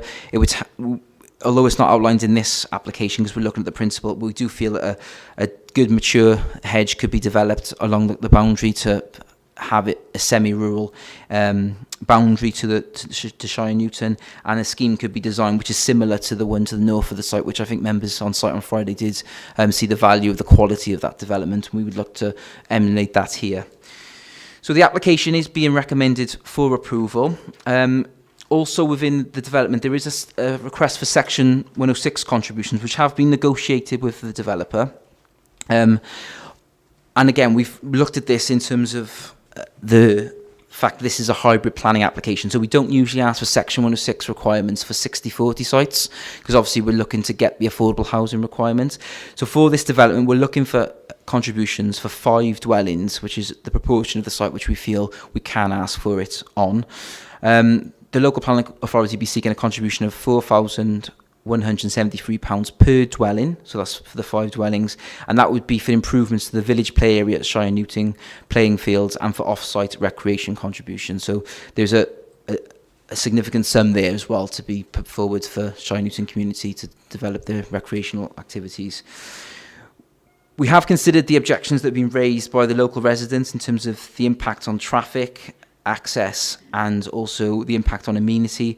However, as outlined in the report, we do not feel that the proposed development have an adverse impact on any party's amenity. We feel that a scheme could be developed when we look at the relationship of the windows and the overbearing impact and the impact the design of the dwellings will have on other properties. We feel it could be accommodated. So officers are recommended this application is approved. The principle of the 11 dwellings on this site is acceptable, subject to the signing of a Section 106 agreement to secure the affordable housing and to secure the finance for the off-site recreation contributions and for the conditions outlined in the report. Thank you very much. Thank you very much, Craig. Well, a good many of us were there at the site visit on Friday. Local member, I believe, is Councillor Brown. Yes, thank you, Chairman. I think looking at this site, basically I did express a lot of concerns about this site, and there were useful meetings with the applicant, and there's been various amendments to the plans as a result. For example, the affordable housing, it's now got the parking spaces in the right location for the plots, whereas before they were in tandem and the site wasn't arranged very well. I do have some highway concerns about the access, obviously the one that the existing access, because of the fact that local traffic apparently park in that area, and as we've got highways here, I don't know whether they could suggest whether there's any method of preventing that, you know, for example, in relation to, the Section 278 agreement, and whether that particular issue, because obviously you don't really want people parking on the incoming and outcoming. It's the one on the side there near and there is a sharp bend there, obviously, you know, so I would appreciate comments from the head of planning and also from highways in relation to that. I noticed that that particular access, it was apparently it's owned by the applicant, but the 2 houses at the end have a right of access over it. Now, the previous ex-ante permission did have a similar sort of access to required standards, and I just wondered why, in a sense, because the applicant owned this access, the same couldn't necessarily apply. The other issue I've got is just to ask the officer about the permitted development rights, because a couple of the plots go outside the boundary areas, and I couldn't see actually a condition to remove permitted development rights in relation to the garden areas.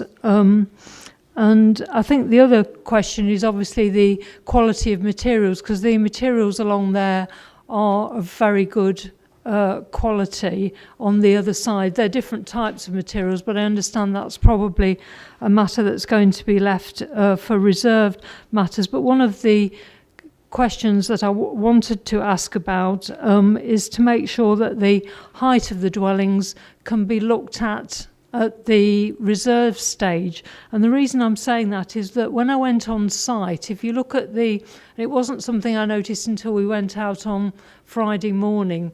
If you look at that road, it widens at the end towards the bend, but then when you come further along, it's quite a bit narrower. And if you look at the properties on the opposite side of the road, the ones nearer the bend are set back further and they've got garages at the front. But the one right at the end, basically the one that's opposite plot 6, is quite close to, very close to the road, and I understand that the distance between the two is only 13 metres. So I think it's normally about 21 metres. So with regard to the height is basically... Councillor Brown, we're only on... That will come to reserve matters. This is only for outline. Yeah, So all that I detail- appreciate that, and I think it was just a question of clarifying that the heights could be looked at in view of that distance between that particular property. Yeah, well, that will come under the reserve matters Yeah. anyway. Thank you. Okay, and then so really I'd be interested in listening to the committee's views on the application if I could come back at the end. Thank you. Thank you. Yes, yes, Councillor Brown. Obviously, we've had many conversations in terms of amendments with the applicant on this to try and get it to an acceptable state. And I think it's worth stating again about the fact that this is an outline planning application. We certainly have the right to look at the scale of developments and the design and the location of windows at that reserve matters stage.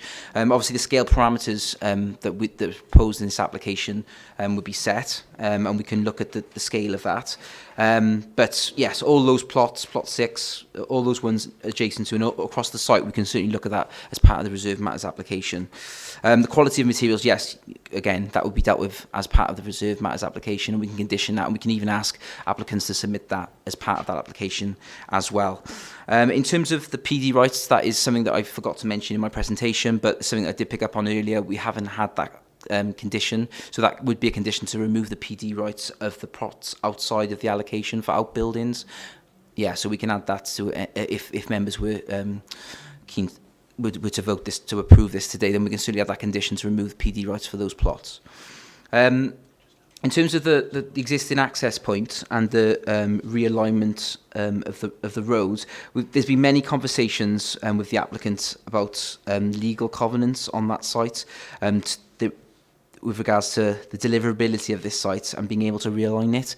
Unfortunately, the access which is in front of us, it is a compromise in terms of not meeting the exact standard of highways, but as planning officers, in terms of delivering this site and delivering the housing and the affordable housing, we feel that the existing access, although substandard, is acceptable to take the additional free. So there are some concerns with the deliverability of it if it was to be developed and designed in association with the extant planning consent. So we feel that the access that's been proposed in front of you members today is a compromise, but on balance it is acceptable given the amount of traffic movement for those 3 properties, and this is an historical access already used by 2 properties. Thank you, Craig. Could he just confirm that the heights is something that can be, I mean, the reason I'm saying about the heights is because the height, it slopes up basically on the other side. Okay, thank you. Chair, sorry. The parameters themselves will be fixed. So the dimensions that Craig mentioned, I think it was 5 metres and 9, would be approved as part of this. But with a plot 6, if that's the concern, with a plot 6 is a taller property or shorter property, that's before us at reserve matters. So you're partly right to ask the question now. Those parameters would be agreed, but the exact relationship, which I think is your real concern, will come before us later. Yeah. Yeah, mainly because of the height differential. Thank you. Have our Officer of Highways and Marks put in to give some answers. Thank you, Thank Mark. you, Chair. Councillor Brown, in response to I appreciate your frustrations. I am as frustrated as you in terms of not achieving an acceptable standard. However, as regards your comments regarding controlling parking of that area, I think you and other members here should be made aware that if you look at that plan, that red line across the junction is the extent of the public highway. So anybody who parks in that area off the public highway is effectively trespassing. So it falls well outside the Highway Authority's control, and we're unable to control any illicit parking in that area. Thank you for that explanation, Mark. Peter, and then Councillor Howard. I'm in sympathy with Louise here. Normally when we get an outline, we don't get the detail of the height specified for the properties. This ground, from when you stand at the entrance, is rising. And we are say on plots 4 to 7 on page 76 that can go to over 10 metres. Now that's a damn high property in the open countryside. And I think for a site right on the edge of Shire Newton, I don't think we're going to like looking at property of that height in that position, Craig. Chair. Sorry, Mark. The height to ridge is actually 9 metres. It's not 10 minutes. It says about allowing another 0.3 of a metre on other properties in the same paragraph. So I've added 0.3 to 8.9, got to 9.2. Well, on the proposed layout plan, which I'm looking at, which would be the approved document, the ridge heights of plots of those plots would be up to 8.9 metres to ridge. So that's what is being applied for. That would be on the legal document if this was to be approved in terms of the planning application. Those properties, the existing properties, are 2.5 stories. I'm not sure the exact ridge height of them, but certainly they are high properties. And They're on the lower side of the road. Yeah. This ground rises. Yeah. That's what worries me. Chair. Sorry to interrupt, Councillor Clark. Chair, what we could do is add a condition, which would be to the effect that in submitting the reserve matters for the actual detail of the site, so the design and the layout of the site, we could require them that pursuant to that application, they put in site sections, which would show the section with the properties over the road, and we could give them a heads up. Then we'd be having particular regard to the relationship and the visual aspects of the heights of those properties, given the land levels and the proximity. So that doesn't so much add anything to the control that we already have via the reserve matters, but it does flag up the issue at the early stage, and also requires those sections to come in. So that could be a sensible way forward, Chair. So an extra condition saying pursuant to the submission of reserve matters, submission of sections through the site to show the relationship of the proposed houses with the existing homes opposite, and probably do the ones behind as well for good measure. Thank you for the explanation. You happy with that, Councillor Brown? Yeah, I think that would be helpful. I mean, the difficulty I've got is visually when you go out on the site. I mean, when we went on Friday, it was said that, it was at least a metre higher. Well, some of the things that have been mentioned there are properties up to 8.9 metres. Well, normally on flat land, you only get 8.3 is sort of like a standard. So it's really the relationship between the roof heights of the properties opposite and also the ones that surround it that you need to be careful of. Because I think one of the properties, I think it's Archways or I think it's Archways, is only 1.5 stories, you see. And the ones that are 2.5 stories opposite are the ones that are further set back, and the garages front the road, which is a fairly narrow road anyway. And I think it would be very useful to understand the relationships between them and to make sure that it does actually work, because I know in the previous permission there was sort of like a bungalow in one area as opposed to a a higher property, and it was just really to make sure. I mean, the applicant, I must say, has been very helpful in terms of looking at how the layout of the site is, but it is just the height issue that I am concerned about. And I think looking at the sections and perhaps I don't know whether the parameters could be 5 to 8 metres rather than, do you see what I mean? Thank you. Thank you, Councillor Brown. Anybody else? Councillor Murphy? Only a quick one, Chair. Perhaps I've missed it, but I'll say it anyway. Perhaps this is one for you, Mark. Is there any plans to upgrade the existing road at any stage, or or will it just remain a substandard private road? I haven't caught anywhere where there's any plans to bring it up to standard. You're correct, Councillor Murphy. As a highway authority, I've raised concerns regarding the lack of improvement, but unfortunately due to restrictive covenants or whatever there may be on the land, unfortunately can't. Very frustrating considering we approved a previous application with full-blown engineering improvements. Yeah, right. Councillor. Thank you. The questions about scale have been partly addressed, but I couldn't work out something thick.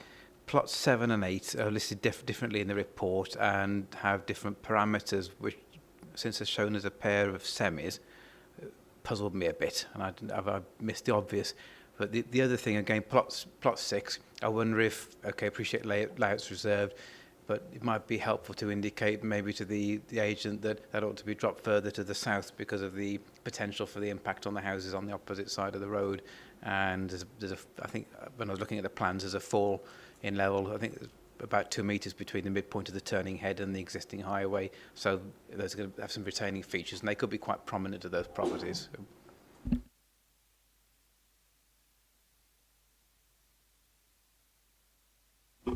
Only that I keep referring back to the fact that this is outline planning consent is indicative layouts. I mean, these where the dwellings are sited now potentially won't be where the site is in the future. It could be that they've moved away from the road. This is only indicative, so it's kind of strange that I'm saying this, but the applicant submitted too much information at this stage potentially, which is what we're focusing on. But this is an outline planning application establishing the principle of whether these 11 houses are acceptable, whether the affordable housing is acceptable, whether the Section 106 contribution is acceptable, and whether the access is acceptable. So I appreciate what's being talked about in terms of the scale and the heights of the development, and I do appreciate what the concerns are. Just thought we should draw it back to this is an outline planning application. Councillor Feakin. Thank you, Chair. And it's just to pick up on that point then, Craig, and also to ask Mark to reiterate where he wanted to sort of go with this maybe. But it is an outline application, and that gives us the opportunity to come back to address and consider all of the reserve matters at a later stage at a separate application. But at 1.8 it says, for outline applications, the minimum and maximum length, height, width and dwellings is required. These are referred to as the scale parameters. The scale parameters proposed are as follows. How can we reserve the scale parameters out of this application? Basically, that's it. How can we reserve the scale parameters out of this application when we're saying to ourselves? We could condition the maximum parameters. If there was a certain height which members felt was acceptable, we could condition this outline consent to say that the maximum parameter would be X, depending on what members wanted to do. Yeah, Chair, my suggestion was that we wouldn't somehow condition the parameters. They would be what they are, and we accept them now. But we'd have an extra condition to say that pursuant to submitting the reserve matters, which gives us the layout, the design, the appearance of the dwellings, they would at the same time give us sections through the site, so we could see the relationship with the existing properties surrounding. And the reason for that would be, excuse me, to assume that the relationship with those dwellings was acceptable and the visual aspect was acceptable. So that gives the applicant the heads up that they need to think carefully, and we'd want to do pre-up with them anyway, but they need to think carefully about the relationship that the Councillor Brown in particular she has concerns about. And thanks very much, Chair, for letting me come back. But in order to encapsulate that, the very essence of what you just said, are we able to reserve that position? Are we able to say that the scale parameters are reserved matters? Chair, no, I wouldn't. We wouldn't be saying the parameters are reserved. Unless you wanted to amend the number now by condition, we'd go with the ones that Craig said in his report.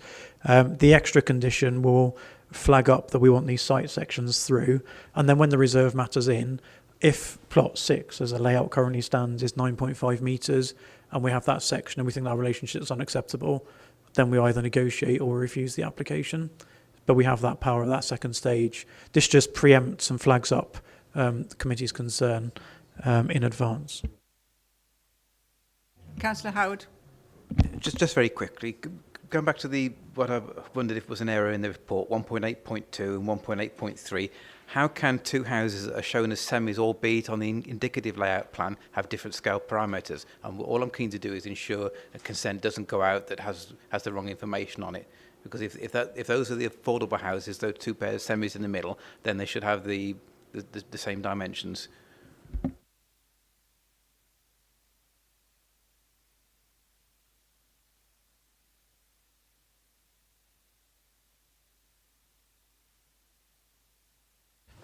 Sorry, Chair, through you. Councillor Charles, could you confirm which plot numbers you're concerned about? Yes, it's plots. It's shown. The report says plots 4 to 7, 12.5 to 13.5 metres long, 9 to 12.5 metres wide. If you look at the paragraph below that, it says plots 8 to 11, 4 metres to 5.2 metres long by 9 metres by 10.5 metres wide. What I'm saying is plots 7 and 8 are shown as semis on that plan, which I believe to be the affordables. So how come the scale parameters are so different? Apologies. Sorry, I'll answer this.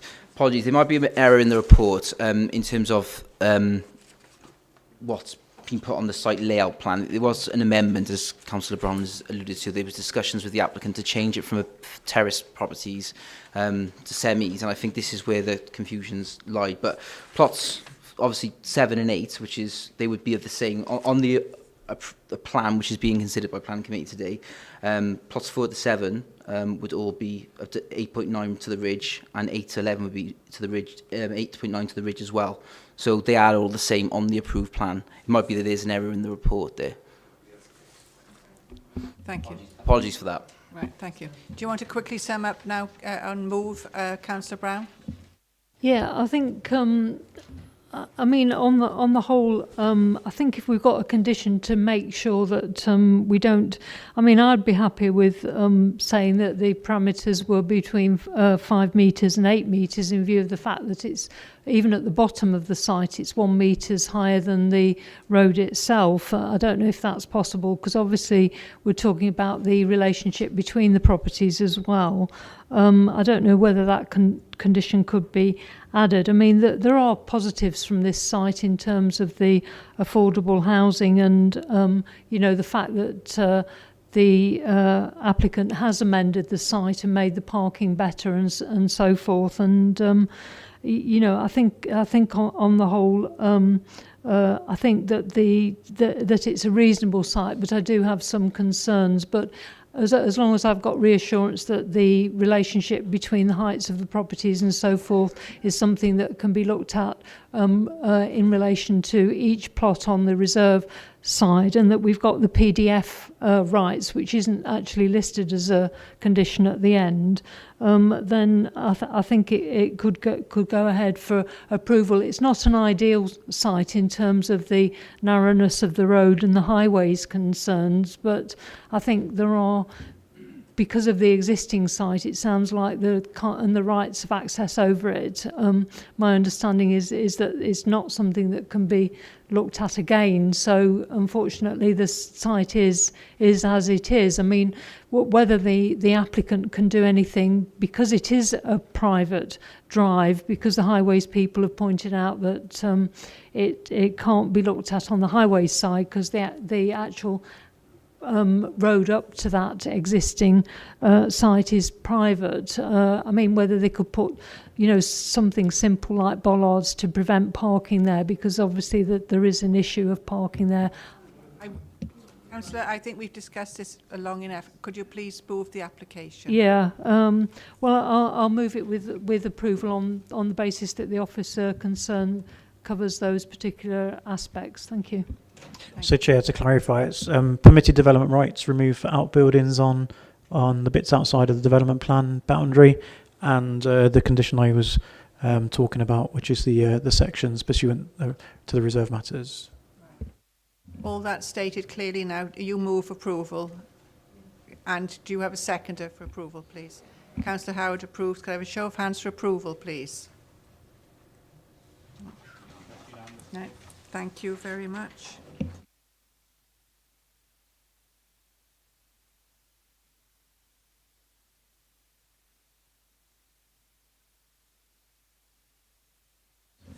Thank you, Councillor Higginson. We now go to page 133. This is application 00026, Chapel Hill at Tintern.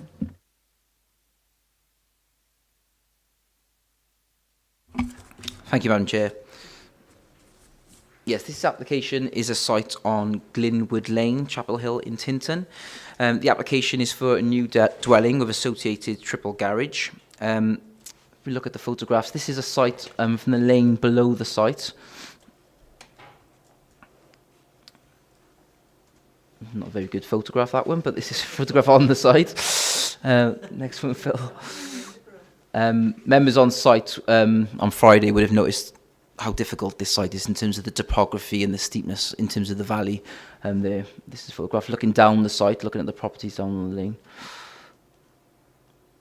photo of the entrance. Yeah. So this shows you where the site is there to the south of the line of terrace properties. This existing site. So this is a site layout of the site. The site benefits from extant planning consent, DC 2012-00774. So there is an extant planning consent with conditions which have been discharged. It hasn't actually been implemented yet, but there is a historical consent on the site for one dwelling and a garage. So this is a revised scheme, a slightly larger dwelling being proposed here, with a triple garage rather than a double garage that was previously approved. So this is, the site layout, as you can see there, where the new house is sited. There's also a proposed new access. So at the moment, there's a shared access point, which is to the west with the existing dwelling, and just south of the garage. This proposes a new access point onto Glenwood Lane, which has been considered as part of the application by Highways officers, and it would be to standard with a correct visibility display in Highways and offering any objection to the proposed access arrangements. On here as well, you can see the sizing of the garage and the new dwelling. If you go to the elevations now, please, Phil. Another section. Now, this is a section to show across the site. So to the left, you're looking at the section from Glenwood Lane, where the garage and the dwelling would be sited, so the gable ends of each property. And to the right is a section through the site, and from this elevation you can see the topography of the site and the change in levels, which is approximately 8 metres across the site, the change in levels. To the bottom, well, to the right there, it shows the level of the road as well. So that where the roughly to the side of the tree there is the level of the road, and that's where the existing properties are. This is a floor plan to show the dwelling. It's a 4-bedroom property. This shows the layout. And this shows the elevations of the building. So from here you can see that the property is split across the levels of the site. So it's 2 stories on Glenwood Lane, and then there's a lower basement level to the north of the site. So there's like a lower ground level as well. So you could argue that it's three stories on the one side. But obviously that is built into the landscape and taking advantage of the change in levels there. It's 7.5 metres high at the south elevation and 8.6 metres to the ridge on the north elevation, approximately 5.8 metres to the eaves. As I said, the levels across the site do change. There's approximately an 8 metre change across the site. The proposed dwelling has been designed to replicate others in the area. There is a mix in Tinton, so there is a real mix of design of dwellings and different characters of properties.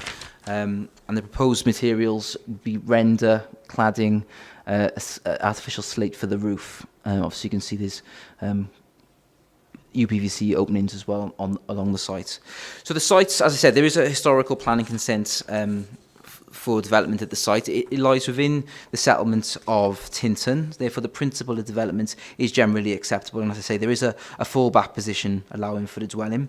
We do feel the design of this dwelling is acceptable, although it is large. We do feel that it is an acceptable level site, given the topography and given the existing screening across the site and landscaping. We feel that the dwelling can sit there and wouldn't be harmful to the character and appearance of the area.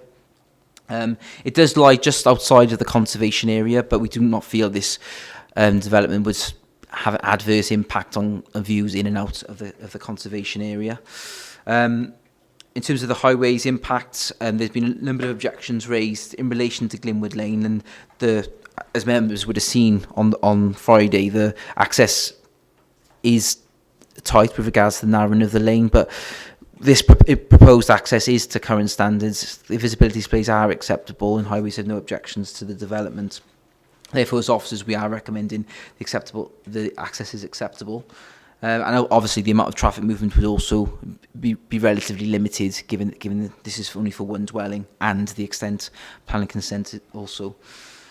So officers are recommended that this application is approved. There have been also concerns with regards to the impact the development would have on the privacy and the overbearing impact on properties, particularly to the north. So looking down the site to the properties to the south. So that north elevation, which is here, top right here, this would be the elevation that those properties would see. It's approximately dwelling would be 6.5 metres to the boundary, and the nearest dwelling would be 14.2 metres from this property. So, and it's considered to be an acceptable intervening distance between those properties. And those windows on those elevation would be high-level windows, so they're not considered to be in an acceptable level of overlooking from those openings. So as outlined in the report, we have considered the impact on the amenity of the neighbouring properties given the level of objection. However, on balance, we do feel that the intervening distances, the screening, which is already on the site, and also the topography results in it's not having an unacceptable impact on any neighbouring properties' privacy, or it wouldn't be an overbearing impact. So on balance, as outlined in the report, we are considering that the siting and design of this dwelling is acceptable. It doesn't have a harm on the character and appearance of the area or the Wye Valley area of standing natural beauty, and therefore we are recommending approval as outlined in the report, subject to the conditions. Thank you, Craig. Local member, Councillor Anne Webb. Yeah, thank you. Thank you, members who visited the site on Friday. I'm sorry that I wasn't there. Yeah, as you said, Craig, it's not going to be the easiest site to develop because of the topography of the land. Is there any possibility of that high window, overlooking window, to be obscure glass, or would that not be appropriate, Craig? It wasn't considered necessary for the development, but it's certainly if planning committee members felt that that was a condition, I'm sure I think that it would be, yeah, personally. that could be something that could be accommodated. It's a high level window at the moment, which would reduce overlooking, but yes, if members were of that view, then we could see that. Thank you.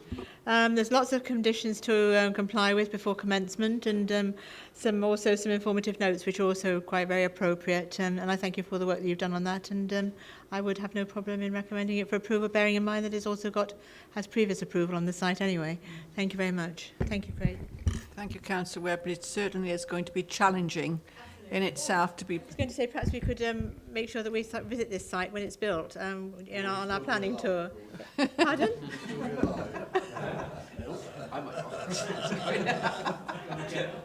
It's certainly going to be challenging to get materials.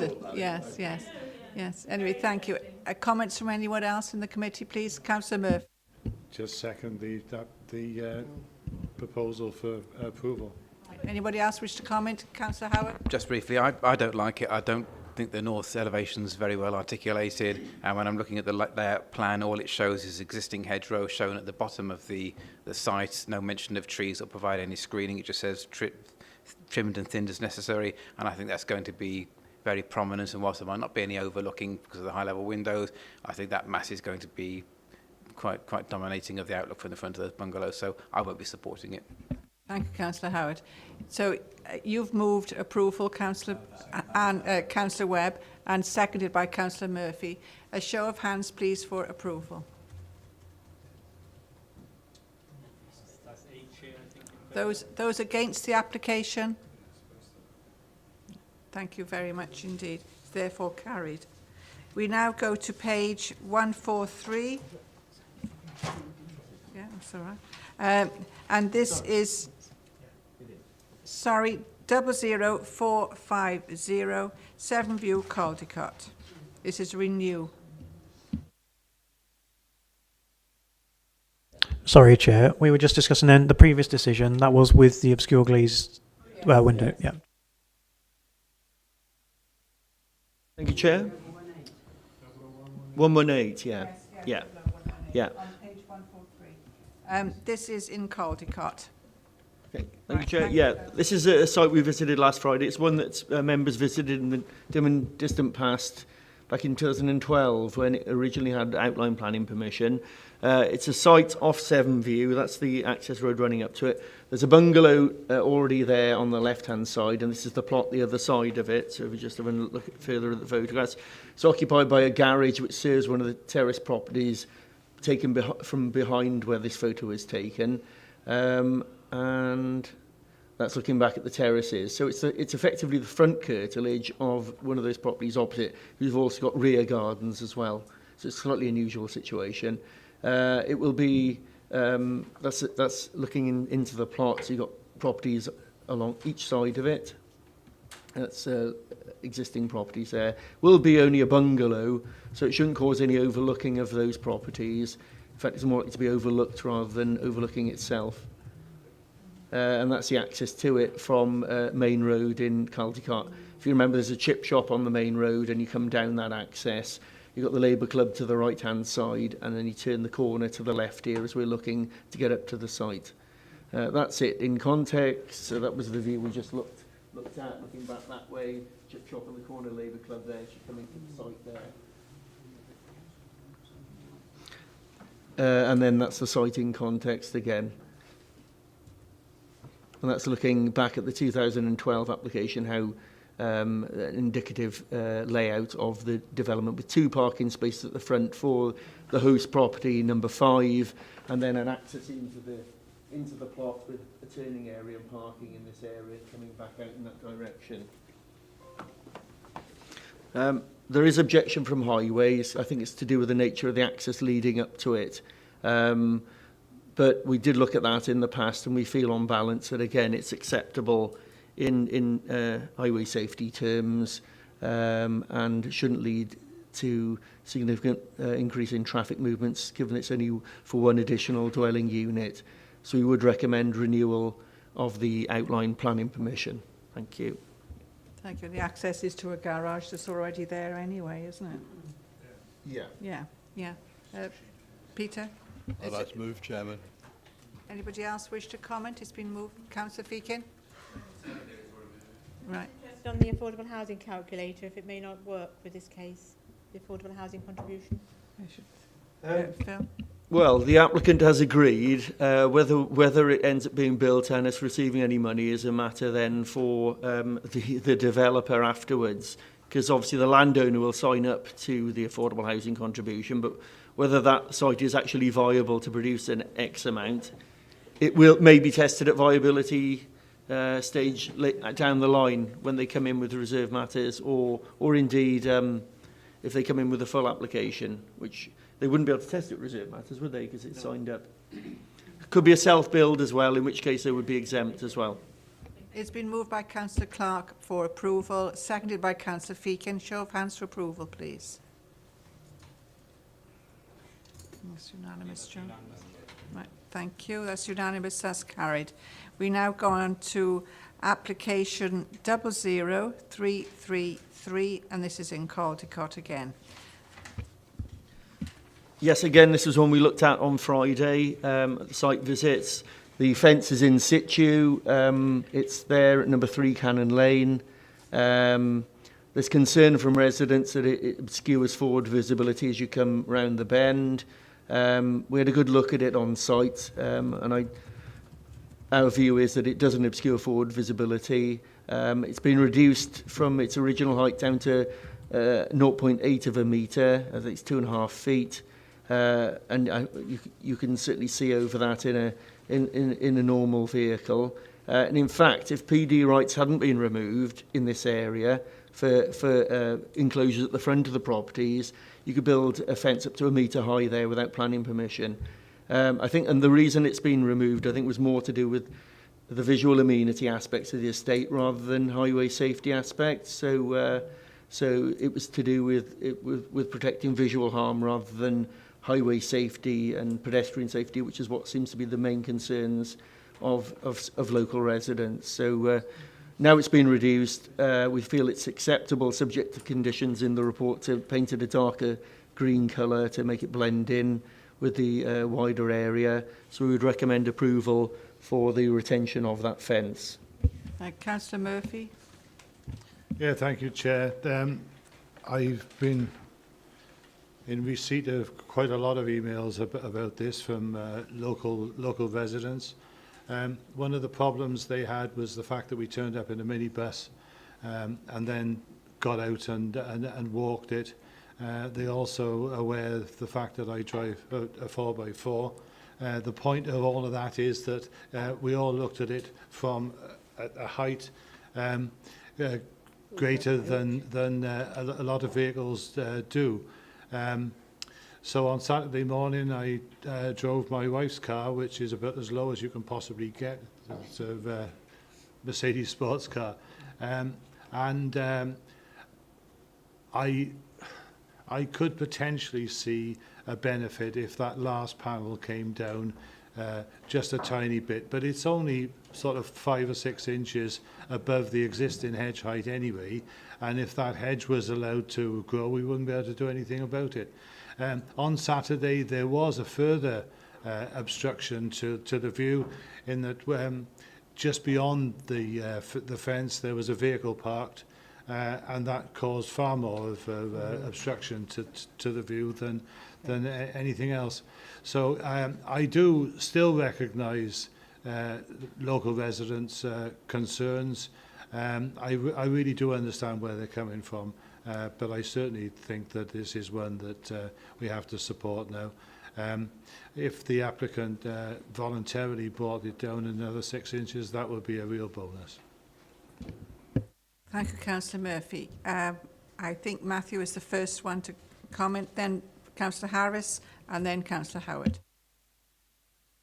Thank you, Chair. And I would second the motion to approve. Essentially, if the permitted development rights were still there, we would be not looking at this or considering this today. The permitted development rights weren't removed in order to address this particular issue. I should imagine it was to do with the local amenity, as the officer said. Yeah, I've got no hesitation about recommending approval. Councillor Harris first, then Councillor Howard. Thank you, Madam Chair. I really cannot understand where this one's coming from. If you look in the picture there, if that car was moved a few yards further down towards the road, then that fence would be totally inconsequential. The whole point about roads is that you actually drive and look at the road conditions rather than looking over neighbours' garden fences to see if there's anything that you might hit as you go around the corner. I just going to vote for approval. Thank you, Madam Chair. Thank you, Councillor Harris. Councillor Howard? Right. I think we've all been there and saw the state of the fence. Anyway, so it's been moved approval by Councillor Feakin, was it? Seconded by Councillor Harris. Could I have a show of hands for approval, please? Right, that's okay.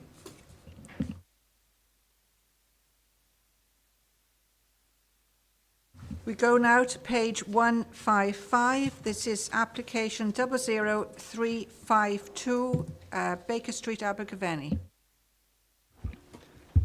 Yeah, this is a twinning monument to celebrate the Abergavenny's twinning with a French town.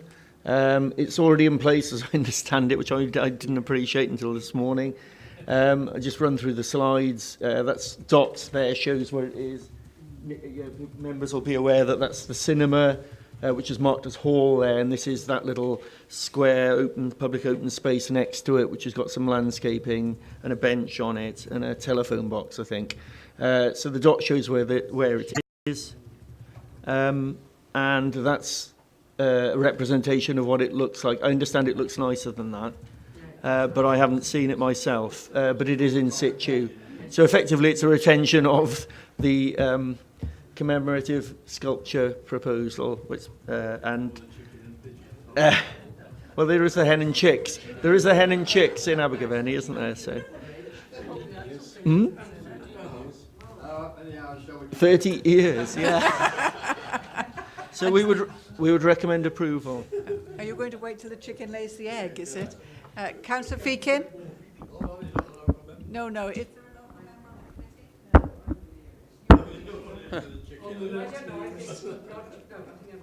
Councillor Powell first, and Councillor Harris and Councillor Feakin. Right, thank you. No, it does look a lot nicer than that. It's actually, sort of like this sort of stone lines in it. It's in broad. It looks fine. It is to commemorate the 30 years, and the cockerel is, of course, the French, and the osprey or whatever, whichever it is at the top, is. No, I suppose red kite or an osprey. I can't make up my mind. I've looked at it twice, but anyway, what it is, that's to commemorate Monmouthshire.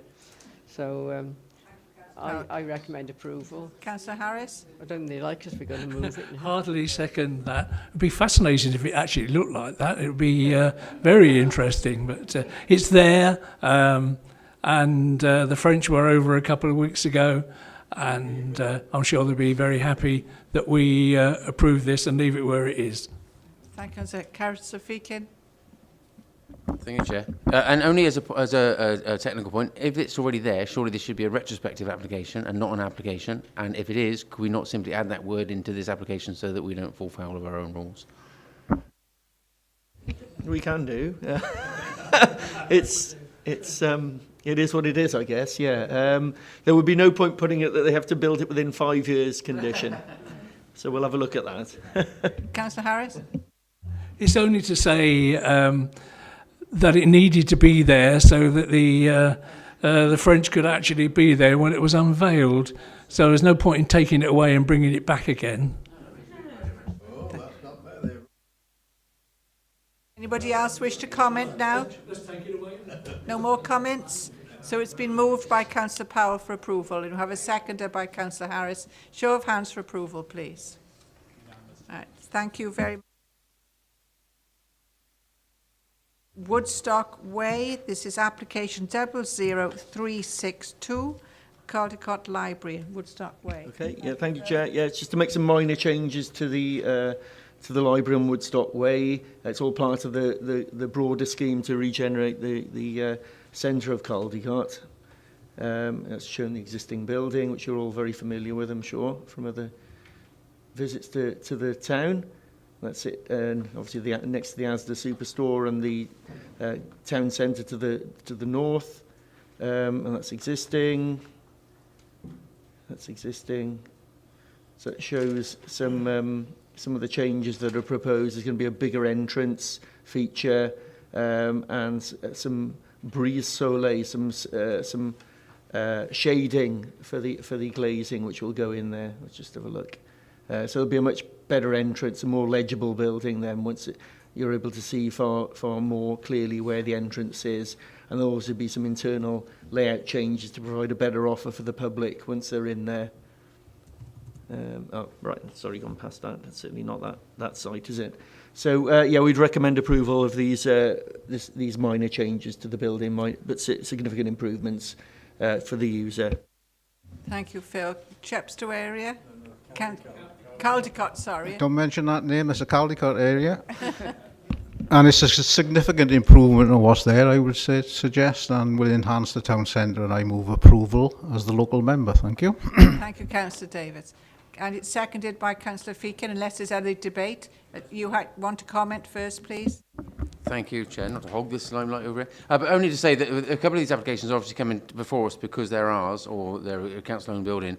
Could we ask that the scheme of delegation is looked at and considered, because surely some of these applications could go to the Delhi panel as opposed to coming to us before committee, to save officer time and our time. We have been discussing that, Councillor Feakin, so it's nice to know that we're on the same wavelength anyway. Thank you. So a show of hands for approval, please. Thank you. Last application, another one is the Dell Primary School in Chepstow. Thank you, Chair. Yeah, again, another one we looked at last Friday. This is a proposal for two outdoor classes where the children will be able to learn from an outside experience. So going to be two timber built buildings with a corrugated sheeted roof, so look quite rustic in appearance. So that's one of the siting. The polytunnel will go next to the building near the caravan, which I notice has now been painted a more funky colour. Yeah, it looks like more like a zebra now, doesn't it? Or yeah. So and that's the other siting, I think, near their demountable buildings where the outdoor classroom would go over the other side of the school. Yeah, that's showing where that one's going. So that shows, yeah, the outdoor classroom there, which is the site we've just seen near the demountables. And then the other one would be in this corner here with the polytunnel behind it, near the caravan. There's quite a lot of screening around that. I think we recognised that when we went to site. And you'll notice in late correspondence the request for some landscaping conditions from our landscape officer. But I think, really given the context of it, at the edge of the school playing fields where there's large large significant belts of landscaping around it, I think that's not really necessary in this instance. Apparently the site does bound onto the Triple SI, and there is a request for an ecological condition to come in. So that's something members can consider from late correspondence. It's probably something we should do, given it is Triple SI. I'm sure the school will be happy to comply with that, given their commitment to nature and all the other things they're doing, the good work they're doing in that particular area. I think that's quite a poor representation of what the building's going to look like. We'll be timber clad with doors, a bit like agricultural building almost, with a corrugated sheeted roof, with an overhang over it. And that's the polytunnel plan, which is only 2 metres by 3 metres in any case, where they're going to propagate plants, etc. So, yeah, we recommend approval. Thank you very much. Subject to that ecological condition. Yes, thank you, Phil. Councillor Dovey, is this your ward? I'm afraid not, Madam Chair. Right. It's Jess's ward, but I'm close by. I know it. Do you need to comment, or are you going to move? No, I think I'm going to move it, Madam Chair. Right, thank you. Seconded by Councillor Harris. Show of hands for approval, please. Right, thank you. Thank you for your attendance today, members. But please be reminded that the site visits will be again this month on the 24th, Friday the 24th, and the committee will be then on the following Tuesday, the day after bank holiday. And also to remind you that we've got the planning tour on the 31st of May, to please respond if you can or cannot attend that. Thank you all very much indeed today. Thank you. Yeah.